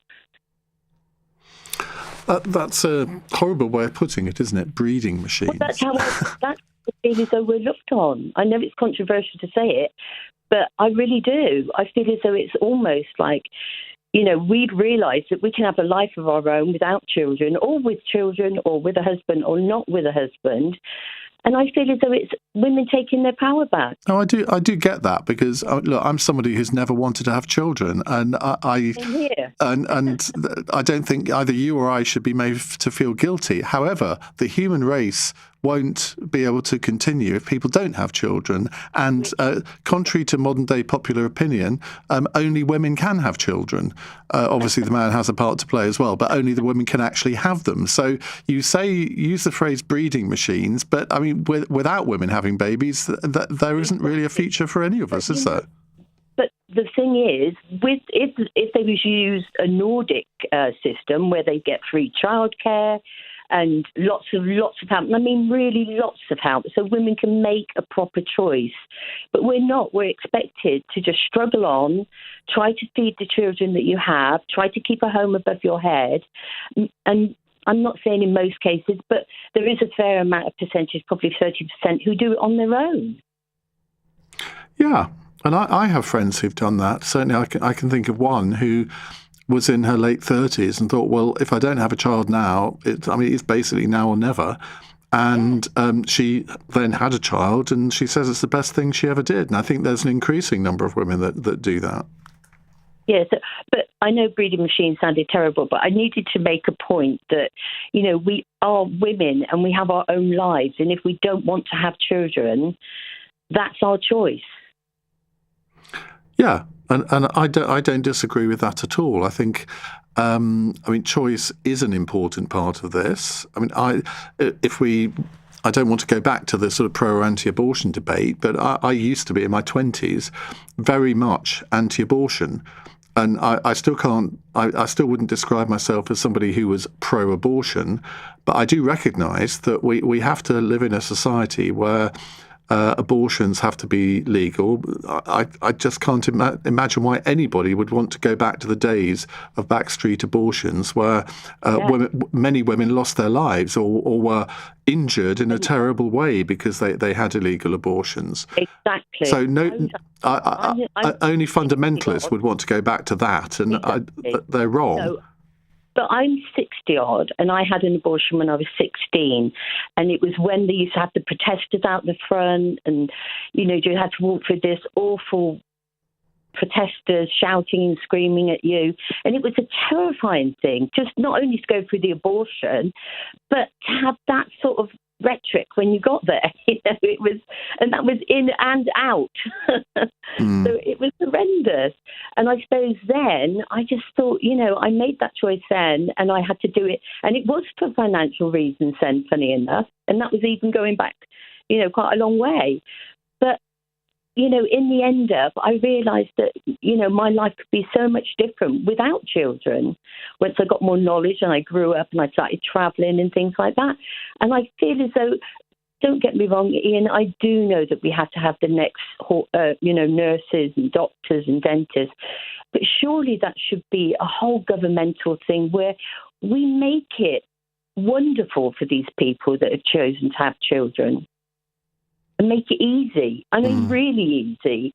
Do the Nordic thing where they do free, childcare. Why don't we, if you want more children, you have to make it nicer for the parents to partake of it. You see, this is another thing, and this is slightly straying off the subject here, but I think you're right. Childcare is an important thing. But why is it that when childcare is so expensive in this country, and there's a distinct lack of childcare facilities? If it's so expensive and lucrative, why aren't there more nurseries opening up? I really don't know. I've got a friend who runs a nursery in Sheffield, and I won't mention names, but she says it's very profitable and they love it. She loves the job, all the work she's got, and she's employed so many people, lovely ladies from the local area, and they have really flexi times and all the rest of it. And it runs like a sweet nut, it's just beautiful.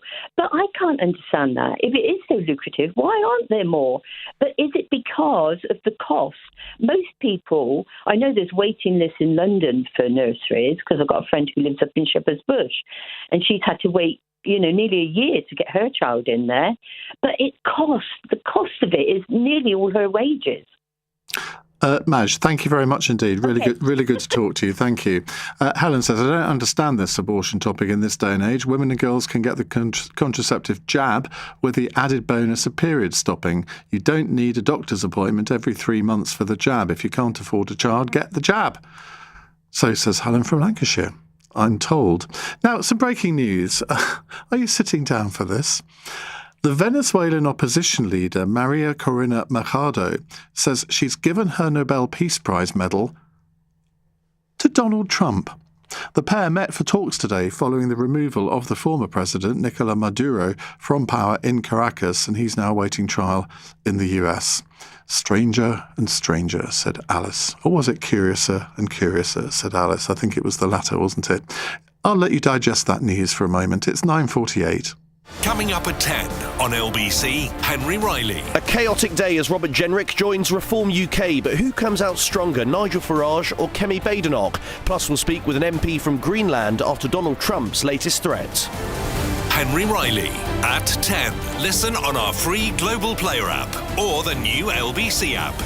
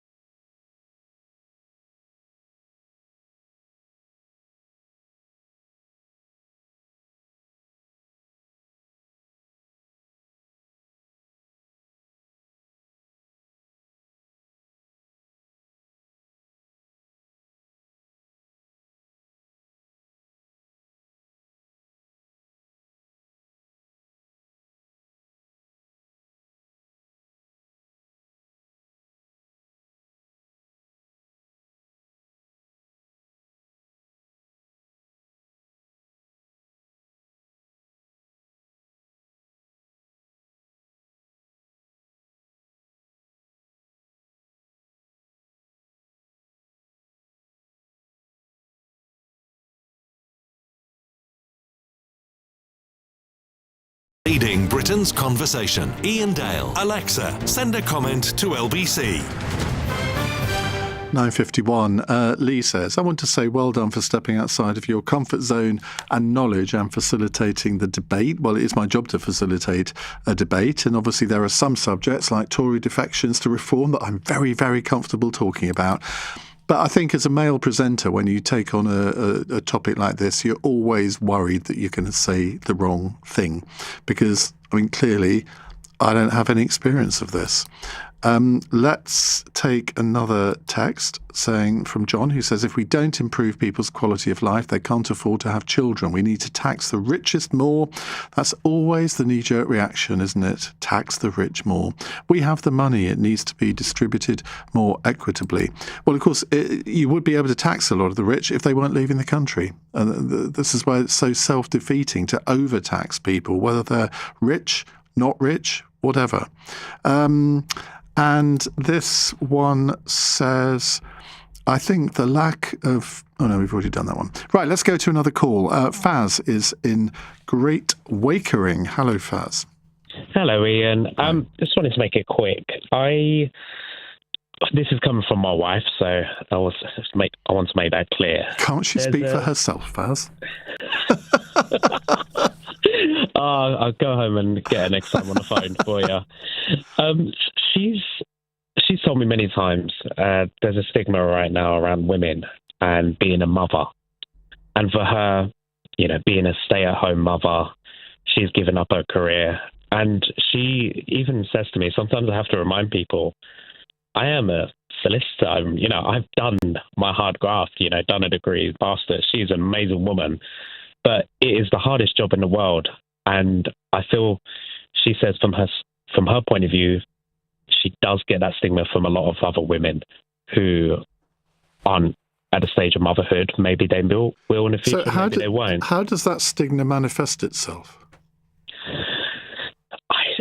That is something something I had no idea. And, you know... I ask because I've really never sad. heard of this phenomenon now, a stigma for being a mother. Yeah, it's you know, I'll be brutally honest. I always, you know, as a man, I thought stay-at-home mother was, this is going to sound really horrible, pretty easy, but then when you take some paternity leave and your wife pops out to the shop, you realize, oh my God, this is the hardest job in the world. And then you look at it in a completely different light. And I feel that is very common in, you know, even in the current workplace that I'm in. I see it from men and women, and, you know, she experiences it firsthand all the time. It's like, oh, you're a stay-at-home mother. And then, you know, when she says, you know, she has to bring up her career, that she's had an amazing career, and people look at her in a different light. Oh, okay. You know, you're not just a stay-at-home mother, you've accomplished something in life. For me, motherhood and, you know, raising children is the biggest accomplishment you can probably do, in my opinion. And that's, people would differ to that. Well, you would like to think that everybody would think that, whether they're mother or father. Yeah, I'd really hope so. And, you know, it is, you know, it's an amazing thing. And I feel it's kind of been tarnished a bit for the mother. And it's really sad, to be honest. Thank you very much, Faz. This is from Robbie the Pharmacist. The NHS has recently introduced a nationally commissioned service for contraception initiation and maintenance of supply via community pharmacies. Glad we've cleared that one up. Let's go to James in Gravesend. James, hi. Hi, Iain. You don't have to choose interesting subjects. Well, I try my best, and I think particularly at 9 o'clock, I think we want to have a break from the heavy news, don't we? I mean, this is a heavy topic, though. I completely understand It is a heavy topic. Well, let me tell you, about 30 years ago, I worked in a South East London hospital. I worked in operating theatres, and twice a week we used to do the abortion list. We never called it the abortion list. We used to call it suction termination of pregnancy, the stop list. So we called it the stop list. And then you had the DTOP list, which was destruction termination of pregnancy. And that would occur when the fetus was a bit more developed, because you could actually hear the bones being crushed, okay, as we were terminating the fetus. Now, in some cases, not all cases, but in some cases, it was being used as a form of contraception, even in those days, okay? And sometimes you'd ask the patient, you'd look at the notes, and you see 13 terminations. I'm not joking there. And you say, well, why doesn't your husband use contraception? Can you not use a diaphragm? Could you not have a coil fitted? But the answer was no. My husband won't use a prophylactic, and I can't use. I'm in too much pain when I have the coil fitted, because it's not the most comfortable thing, intrauterine device. And so there you are, left with using abortion as a form of contraception. Okay, now I'm not going to judge any woman who has to make that decision whether to terminate, because it's for the woman alone to think, because they give birth, they have to go through that period of pregnancy, and some women find it easier than others. But as I've got older, and I'm your age now, okay, so you sound so much older than me, James. But I find myself conflicted between two ends of the spectrum, the pro-choice and pro-life. I'm a passionate believer in a woman's right to choose, autonomy over their own bodies. That's an absolute to me. But I also believe in the right of the unborn child. So here's the conflict. Yeah. So I'm now asking myself, when does that fetus become viable? I am totally on your side on that. I agree with you 100%. Thank you very much indeed, James. Thank you. Let's go to a text from Keita. As a younger person, we're not having children because we cannot afford them. My partner and I work 40 hours a week and no way could we afford it. It's 100% due to growing poor mental health and lack of money. Grown-ups told us if we can't afford them, don't have them. So we're not. Yeah, and I'm probably guilty of that as well. Thank you very much indeed. Well, some really, really interesting perspectives in this hour. Don't forget, there's a new edition of the Iain Dale All Talk podcast out. It's my weekly interview podcast, and this week I've interviewed Natasha Clark, LBC's political editor. It's a really, really interesting chat about her career in journalism, and you can get that on Global Player or the LBC app.